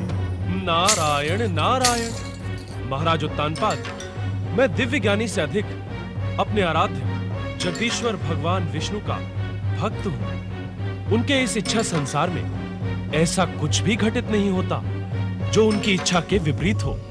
किंतु देवर्षि, यदि मुझे महारानी के विषय में कुछ ज्ञात होगा भी तो इस समय मैं आपको बताऊंगा नहीं। नारायण नारायण। ऐसा क्यों देवर्षि? क्योंकि इस समय मैं आपको सचेत और सावधान करने के लिए उपस्थित हुआ हूँ महाराज उत्तानपाद। सचेत? सावधान? किस कारण? क्या कुछ ऐसा घटित होने वाला है जो हमारे लिए शुभ न हो देवर्षि? नारायण नारायण। महाराज उत्तानपाद, सूर्यपुत्र शनिदेव आपके अग्रज महाराज प्रियव्रत की शत्रुता का प्रतिशोध आपसे लेने के इच्छुक हैं।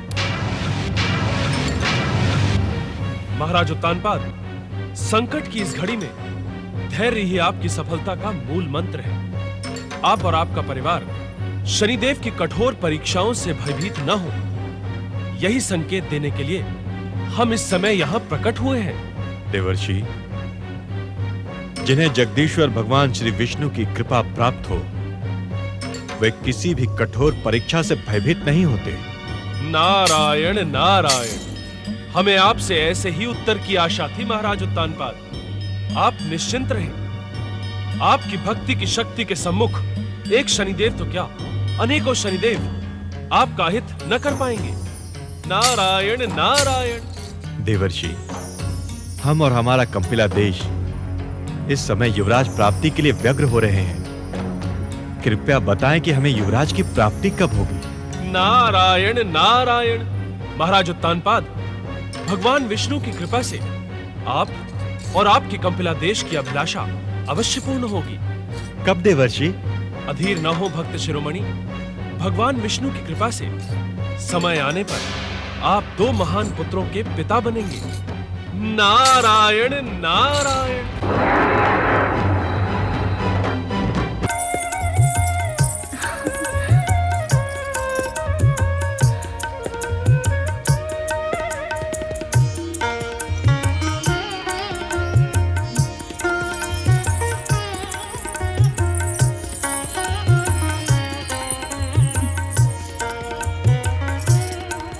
वेश परिवर्तन कर लेने से आप अपनी सत्यता छुपा नहीं सकती महारानी सुनीति।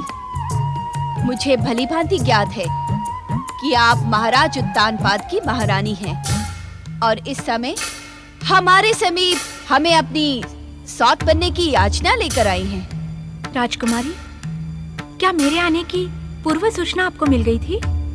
मेरी पारखी दृष्टि को किसी की पूर्व सूचना की आवश्यकता नहीं है महारानी। कहीं आपका वत्स देश आने का उद्देश्य यही है ना? ज्ञात कर सकती हूँ कि एक दासी के वेश में होने के पश्चात भी आपने मुझे पहचाना कैसे?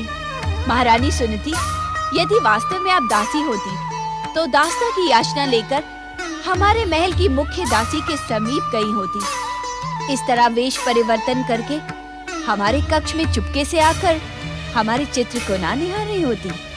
राजकुमारी, तुम जैसी योग्य रूपवती स्त्री को अपने स्वामी की होने वाली जीवन संगिनी के रूप में कल्पना कर मेरा हृदय प्रसन्नता से खिल उठा है। मेरी प्रसन्नता के विषय में क्या निर्णय किया है?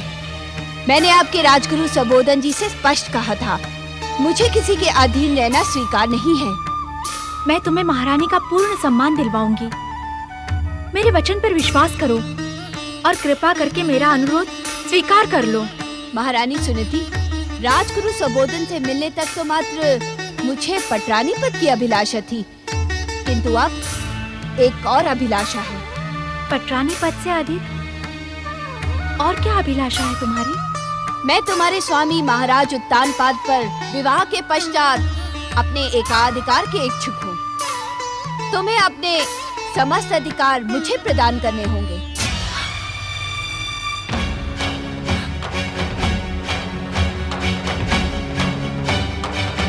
मुझे भली भांति ज्ञात है महारानी सुनीति कि कोई भी नारी अपने पति पर से अपना अधिकार समाप्त होना स्वीकार नहीं करेगी। इसी कारण आप अपना और मेरा समय नष्ट ना करें। मुझे आपकी याचना स्वीकार नहीं है। मेरी बात सुनो सुरुचि। अपनी बात की स्वीकृति के अतिरिक्त मुझे कोई बात नहीं सुननी। मेरा समय व्यर्थ ना करें। सुरुचि, मुझे आपकी हर बात स्वीकार है। सुनीति अपने स्वामी की प्रतिष्ठा और प्रजाजनों की कामना की पूर्ति के लिए अपना सर्वस्व समर्पित करने को प्रस्तुत है। महारानी सुनीति, आप जो कह रही हैं वो करना कठिन है। आप एक बार अपनी बात पर विचार कर लें। नहीं राजकुमारी, विचार की अब तनिक भी संभावना नहीं। अपने स्वामी और प्रजा की प्रसन्नता के लिए सुनीति क्षण भर में अपना जीवन भी त्याग सकती है। वे प्रसन्न रहें, इसलिए वो हर दुख, हर पीड़ा को सहर्ष सहन कर लेगी। एक बार पुनः सोच लो, कहीं ऐसा ना हो कि विवाह के पश्चात मुझे अपनी मांग स्वीकार करने के लिए आपके विरुद्ध अपने अधिकारों का प्रयोग करना पड़े। निश्चिंत रहो राजकुमारी। सुनीति ने अपने माता, पिता और गुरुजनों से सत्य का पालन और वचन की पूर्णता का पाठ ही सीखा है। सुनीति के प्राण जा सकते हैं, किंतु वो सत्यता और वचन के मार्ग पर अड़िग रहेगी। मैं तुम्हारे वचन पर विश्वास कैसे कर लूं? विश्वास के अतिरिक्त अन्य कोई प्रमाण इस समय मैं नहीं दे सकती सुरुचि। यदि तुम्हारा वचन मिथ्या हुआ तो? सुनीति का वचन मिथ्या होने से पूर्व वो अपने प्राण त्याग देगी। अभी तक मेरे सम्मुख विवाह का औपचारिक प्रस्ताव नहीं आया है। आने पर मैं अवश्य स्वीकार कर लूंगी। मैं इसी दृढ़ निश्चय के साथ तुम्हारे पास आई थी कि किसी भी मूल्य पर तुम्हारी स्वीकृति प्राप्त करके ही जाऊंगी।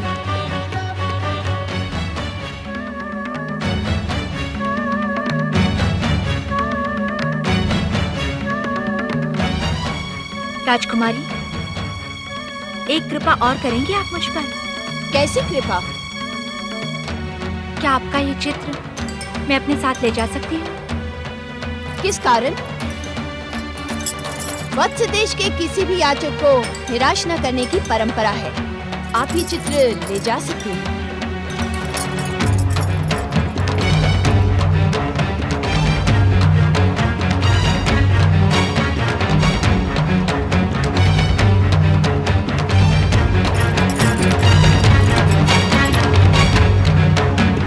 नारी के त्याग और बलिदान की प्रतिमूर्ति सुनीति अपने पति के भविष्य और कंपिला देश के भावी राजकुमार की प्राप्ति के लिए सुरुचि के सन्मुख झुक गई।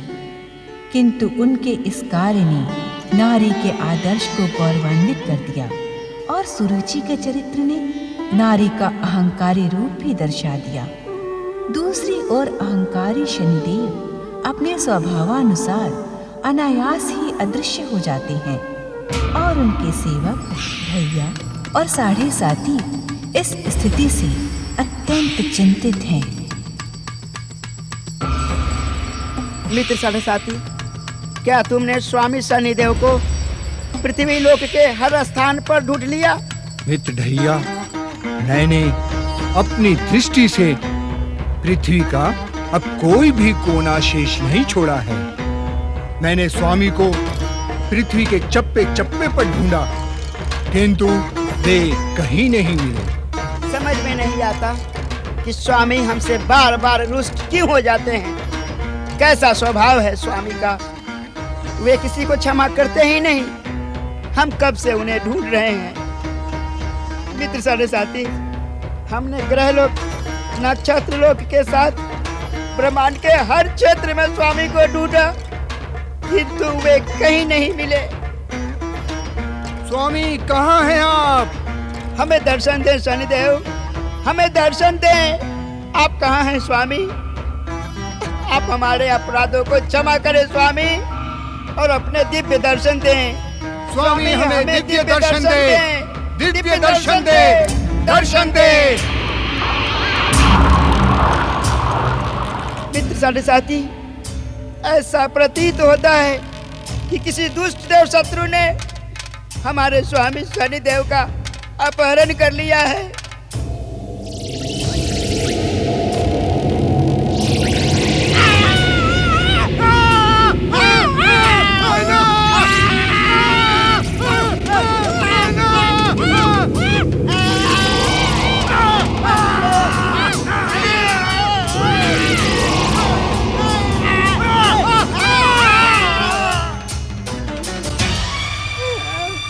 आप हमें इस प्रकार दंडित ना करें शनिदेव। आप हमारे आराध्य हैं, हमारे अपराधों को क्षमा कर दें देव।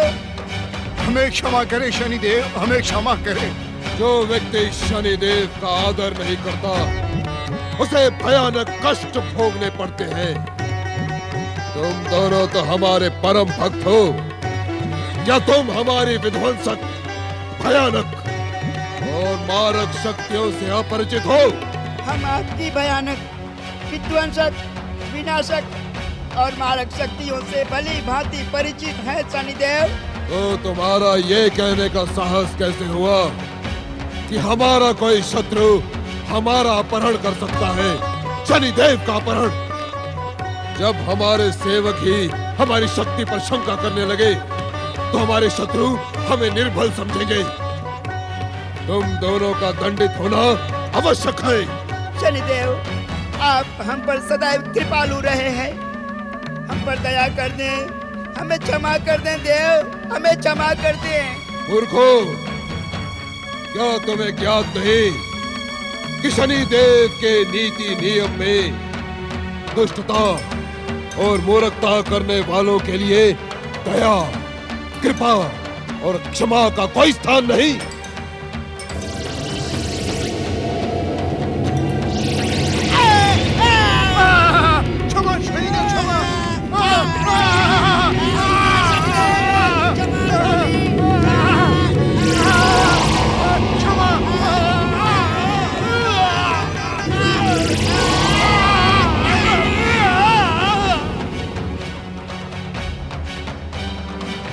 भविष्य में अब ऐसा अपराध नहीं होगा शनिदेव।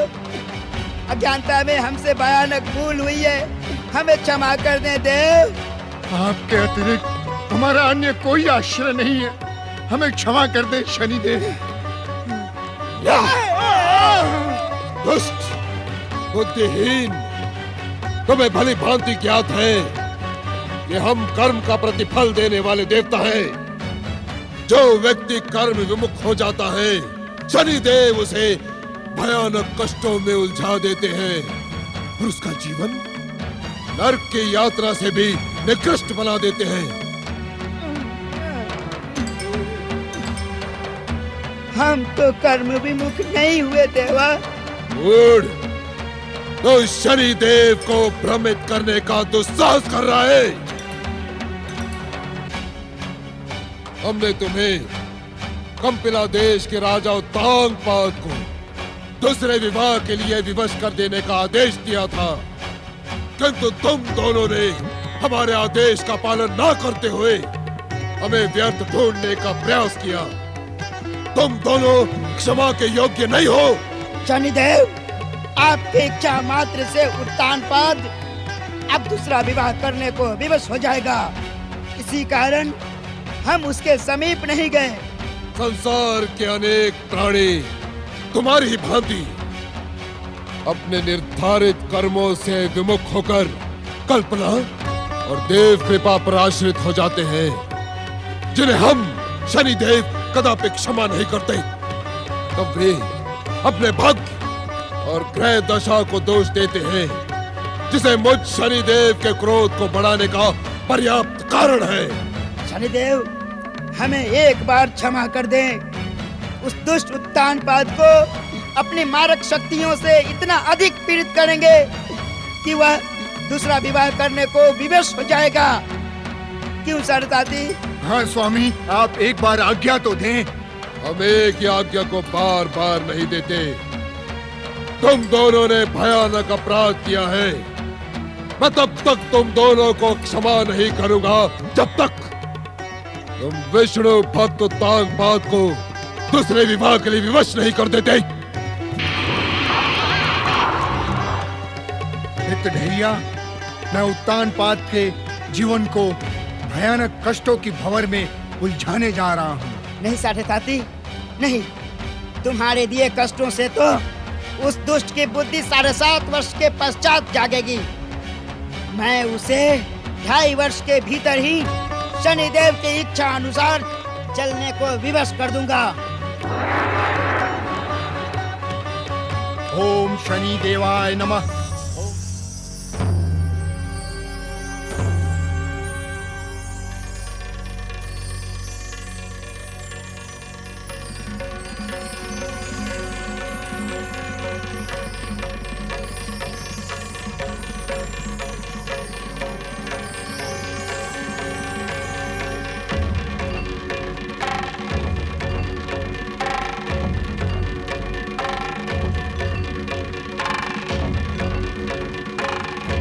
हमें बिना बताए आप कहां चली गई थी महारानी?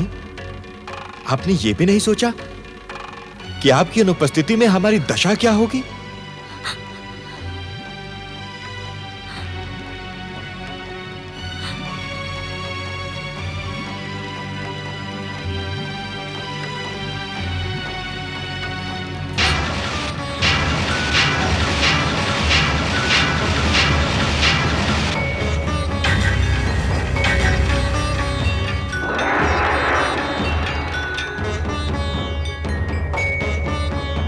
नाथ, इसे अपने होने वाले युवराज के माता के रूप में स्वीकार कर अपनी इस चरणदासी पर महान कृपा करें। असंभव, असंभव महारानी, असंभव। मुझे इतना अधिक विवश न करें कि मेरे संयम और धैर्य का बांध टूट जाए। आपके रहते मैं दूसरे विवाह की कल्पना भी नहीं कर सकता। महाराज, अपनी इस चरणदासी को इस प्रकार निराश ना करें। वत्स देश की राजकुमारी सुरुचि को अपनी दूसरी पत्नी स्वीकार करें महाराज, स्वीकार करें। महारानी, आपके सुख के मूल्य पर मैं दूसरे विवाह की अनुमति नहीं दे सकता। इस असंभव सी कल्पना को अपने मन से निकाल दे। यदि कंपिला देश को उसका भावी युवराज मिलेगा तो आपकी चरणदासी सुनीति का सुख और अधिक बढ़ जाएगा। आप मेरी चिंता ना करें। आप सुरुचि से विवाह को अपनी स्वीकृति प्रदान करें। महारानी, तुम्हें ज्ञात नहीं कि मेरे दूसरे विवाह का तुम्हारे जीवन पर क्या प्रभाव पड़ेगा।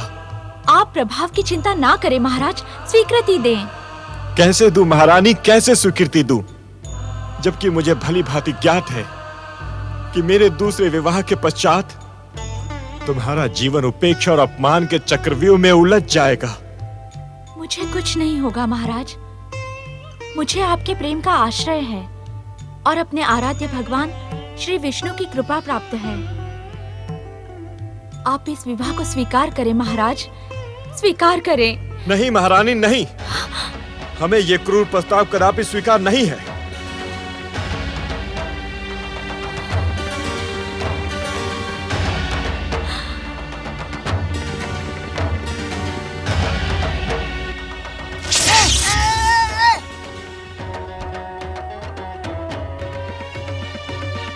ओम नमो नारायणाय।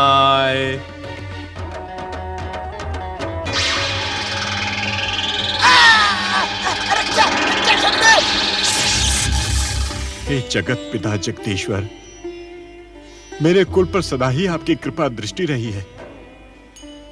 आपका ये भक्त भयानक चिंता के चक्रव्यूह में उलझ गया है। मेरा मार्गदर्शन करें प्रभु, मेरा मार्गदर्शन करें, मेरा मार्गदर्शन करें, मार्गदर्शन करें प्रभु, मार्गदर्शन करें। मार्गदर्शन करें।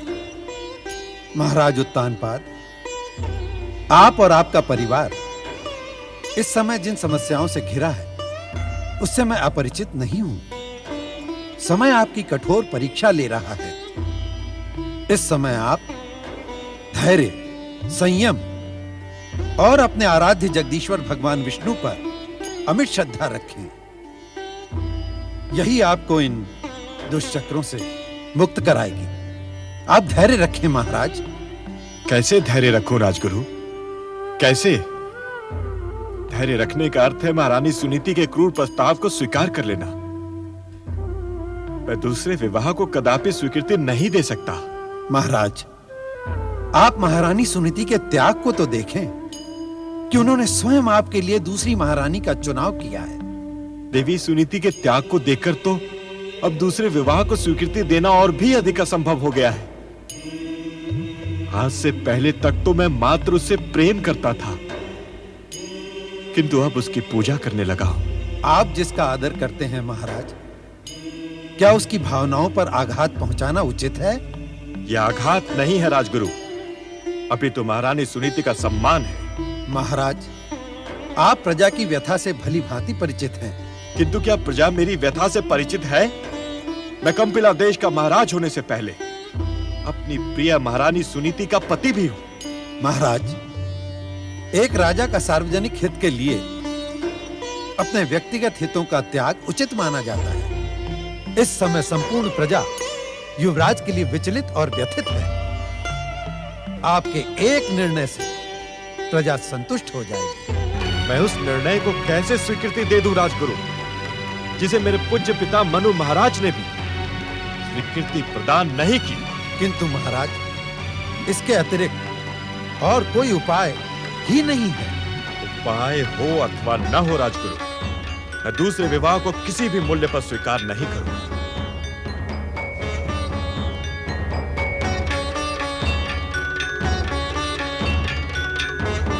हे जगत पालक जगदीश्वर भगवान श्री विष्णु, त्याग और समर्पण का अनुपम उदाहरण आज मैं साक्षात देख रहा हूं। कृपा करें त्रिलोकीनाथ, दया करें श्री हरि।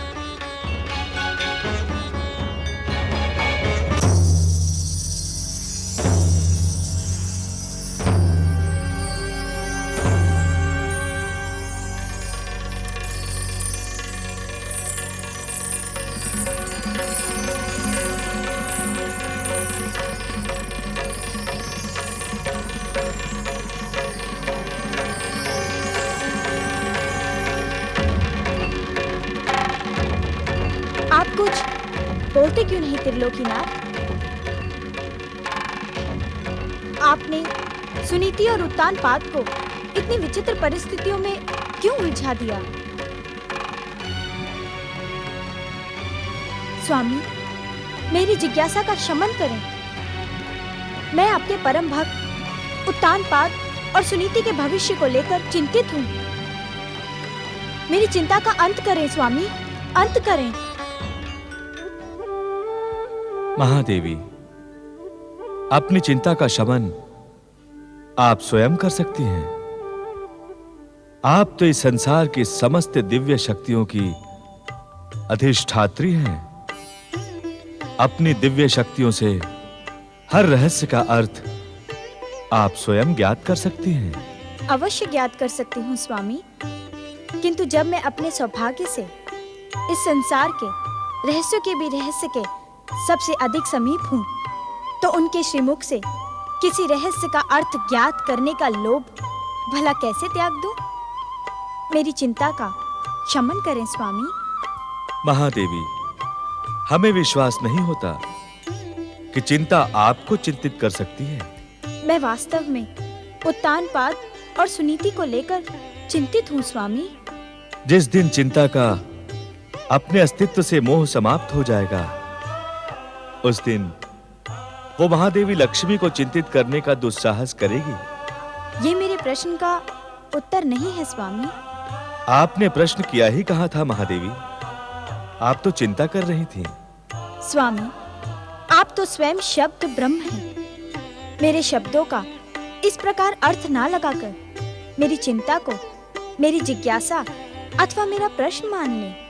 महादेवी, भविष्य में घटने वाली घटनाओं की भूमिका वर्तमान से भिन्न कैसे हो सकती है? अर्थात? महादेवी, आपको तो भली भांति ज्ञात है कि संकट की घड़ी में जो व्यक्ति हम पर विश्वास रखता है, हम उसे अपना शरणागत मानकर उस पर अवश्य कृपा करते हैं। हे शरणागत वत्सल, आप तो इस संसार के रहस्यों के भी रहस्य हैं। आपकी रहस्यमय भाषा मेरी तनिक भी समझ में नहीं आई। महादेवी, उत्तानपाद और सुनीति के जीवन में इस समय समस्याओं का जो भयानक चक्रव्यूह दिखाई पड़ रहा है, उसका अंत इन दोनों के जीवन में हमारी कृपा से एक महान आत्मा के आगमन के साथ होगा। अर्थात त्रिलोकीनाथ? महादेवी, जो संकट की घड़ी में भी हम पर असीम विश्वास रखता है, हम उसे कृपा का प्रतिफल देने से विमुख कैसे हो सकते हैं? उत्तानपाद और सुनीति हमारी परम भक्त हैं। भविष्य में ये दोनों हमारी कृपा पाकर एक दिव्य आत्मा के माता पिता बनने के सौभाग्य प्राप्त करेंगे। किंतु स्वामी। महादेवी, इतने संकेत तुम्हारे लिए पर्याप्त हैं। अब तुम इन संकेतों से सूत्र को पकड़कर संपूर्ण घटनाक्रम को समझने का प्रयास करो। ओम नमो नारायणाय।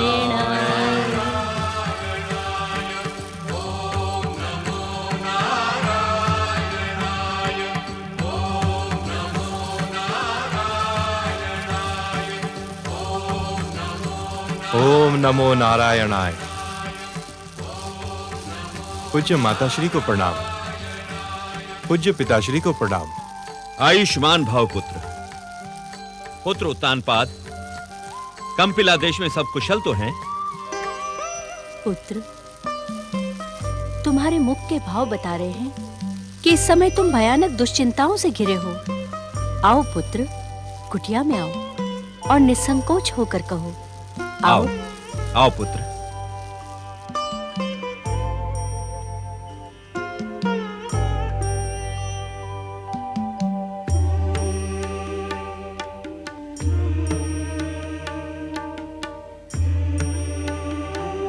लो पुत्र, जलपान ग्रहण करो।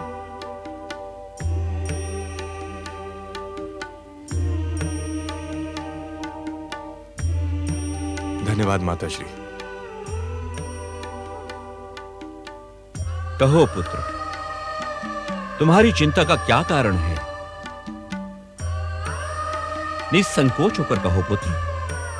माता पिता से कैसा संकोच? अपनी व्यथा से उत्तेजित होकर ज्ञात नहीं किस प्रेरणावश मैं आपके समीप चला आया पिताश्री, किंतु अब निर्णय नहीं कर पा रहा हूं कि अपनी दुविधा आपसे कहूं अथवा नहीं। हमें बताने में कैसी दुविधा? पिताश्री,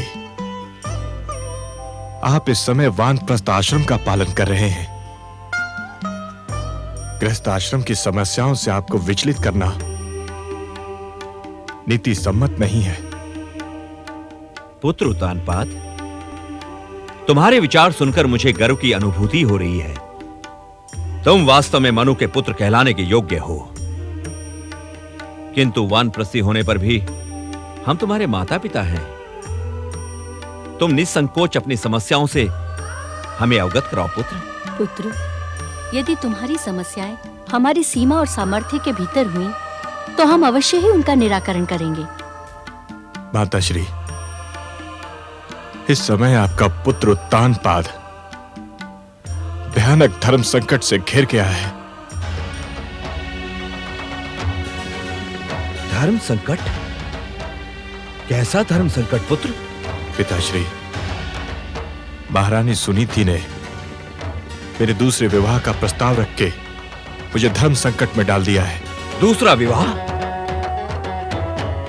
पुत्र उत्तानपाद, हमें यह भली भांति ज्ञात है कि पुत्र प्राप्ति ना होने से किसी भी नारी का उद्विग्न होना स्वाभाविक है, किंतु पृथ्वीलोक की मर्यादा दूसरे विवाह की अनुमति नहीं देती। मेरी दुविधा तो यही है पिताश्री कि मेरे सम्मुख मेरे दूसरे विवाह का प्रस्ताव स्वयं महारानी सुनीति ने रखा है। नहीं पुत्र उत्तानपाद, नहीं। हम सुनीति के इस प्रस्ताव को स्वीकृति नहीं दे सकते, कदापि नहीं। हमें पूर्ण विश्वास है कि हमारे कुल के आराध्य जगदीश्वर भगवान विष्णु की कृपा से सुनीति शीघ्र ही माता बनेगी। पिताश्री, जगदीश्वर भगवान विष्णु की कृपा और आपके आशीर्वाद का विश्वास हमने और राजगुरु सुबोधन जी ने अनेकों बार महारानी सुनीति को देने का सफल प्रयास किया, किंतु क्या पुत्र? इस विषय पर निरंतर बढ़ती प्रजा की व्यग्रता के कारण महारानी सुनीति का विनम्र निवेदन अब हट की सीमा तक पहुंच गया है। पुत्र, मैं सुनीति के स्वभाव से भली भांति परिचित हूँ। वो एक सत्य नारी है और संस्कारी नारी है। भगवान पर उसकी असीम श्रद्धा और विश्वास है। निस्संदेह प्रजा की व्यग्रता ने उसे विचलित कर दिया है। एक नारी के मां न बनने की व्यथा को शब्दों में व्यक्त करना असंभव है। आपके कहने का अर्थ है देवी शत्रुपा कि पुत्र उत्तानपाद को सुनीति का प्रस्ताव स्वीकार कर लेना आवश्यक है। इसमें अनुचित क्या है स्वामी? अनुचित है देवी शत्रुपा, अनुचित है।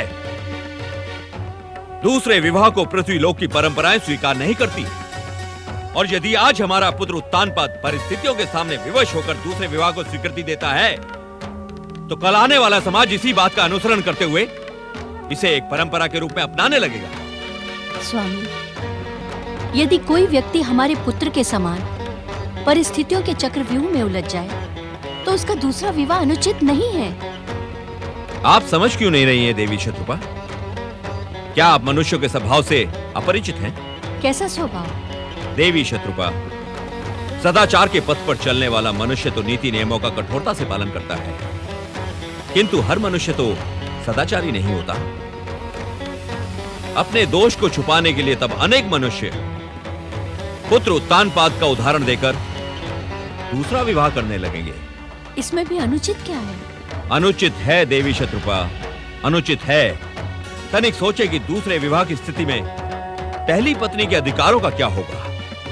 यदि नई पत्नी के आकर्षण में शक्ति संपन्न पुरुष ने पहली पत्नी की कोमल नारी भावनाओं पर आघात करना प्रारंभ कर दिया, तो इस पृथ्वी लोक की स्थिति कितनी विचित्र होगी।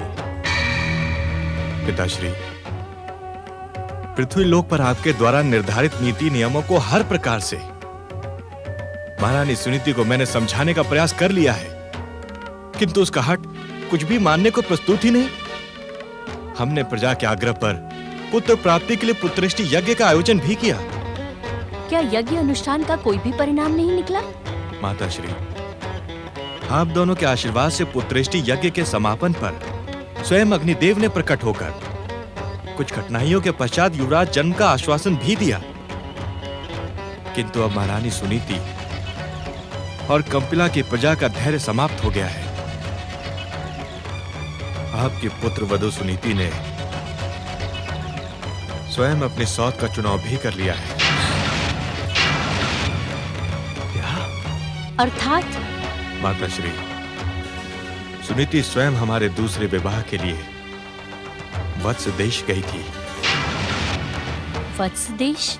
हाँ माताश्री, महारानी सुनीति ने स्वयं प्रस्तुत होकर वत्स देश की राजकुमारी सुरुचि को हमारी दूसरी महारानी बनाने का वचन दे दिया है। इसी कारण तो हमारी दुविधा और भी अधिक बढ़ गई है। समझ में नहीं आता कि मैं क्या निर्णय करूं। आप दोनों जो भी आज्ञा देंगे मैं उसी का पालन करूंगा। ऐसे में सुनीति की इच्छा का सम्मान और वचन की रक्षा ही तुम्हारा कर्तव्य है पुत्र। यदि वो स्वयं तुम्हारा दूसरा विवाह करने को उत्सुक है, तो तुम्हारा पुत्र प्राप्ति के लिए इस प्रस्ताव को स्वीकार कर लेना ही उचित है। पुत्र उत्तानपाद, सत्य ही तुम्हारी परिस्थितियां भयानक हो गई हैं। सुनीति का हठ स्वयं के निर्णय तक पहुंच गया है। ऐसी स्थिति में मैं तुम्हें कोई भी परामर्श ना देकर इतना ही कहूंगा कि अपनी अंतरात्मा के स्वर का अनुसरण करो और दुविधा को त्याग कर शीघ्र ही किसी निर्णय पर पहुंचो। हमारी शुभकामनाएं तुम्हारे साथ है पुत्र।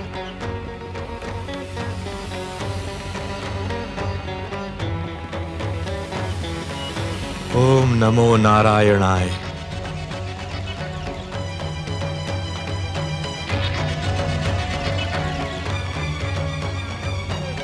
मुझे दर्शन दे। मैं राहु आपके दर्शनों के लिए तरस रहा हूँ।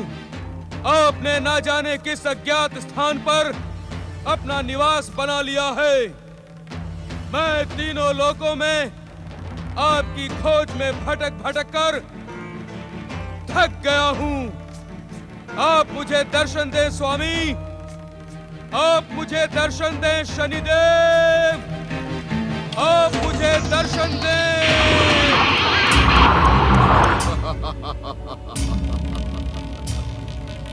राहु, तुम मेरे दर्शनों के लिए इतने व्याकुल क्यों हो?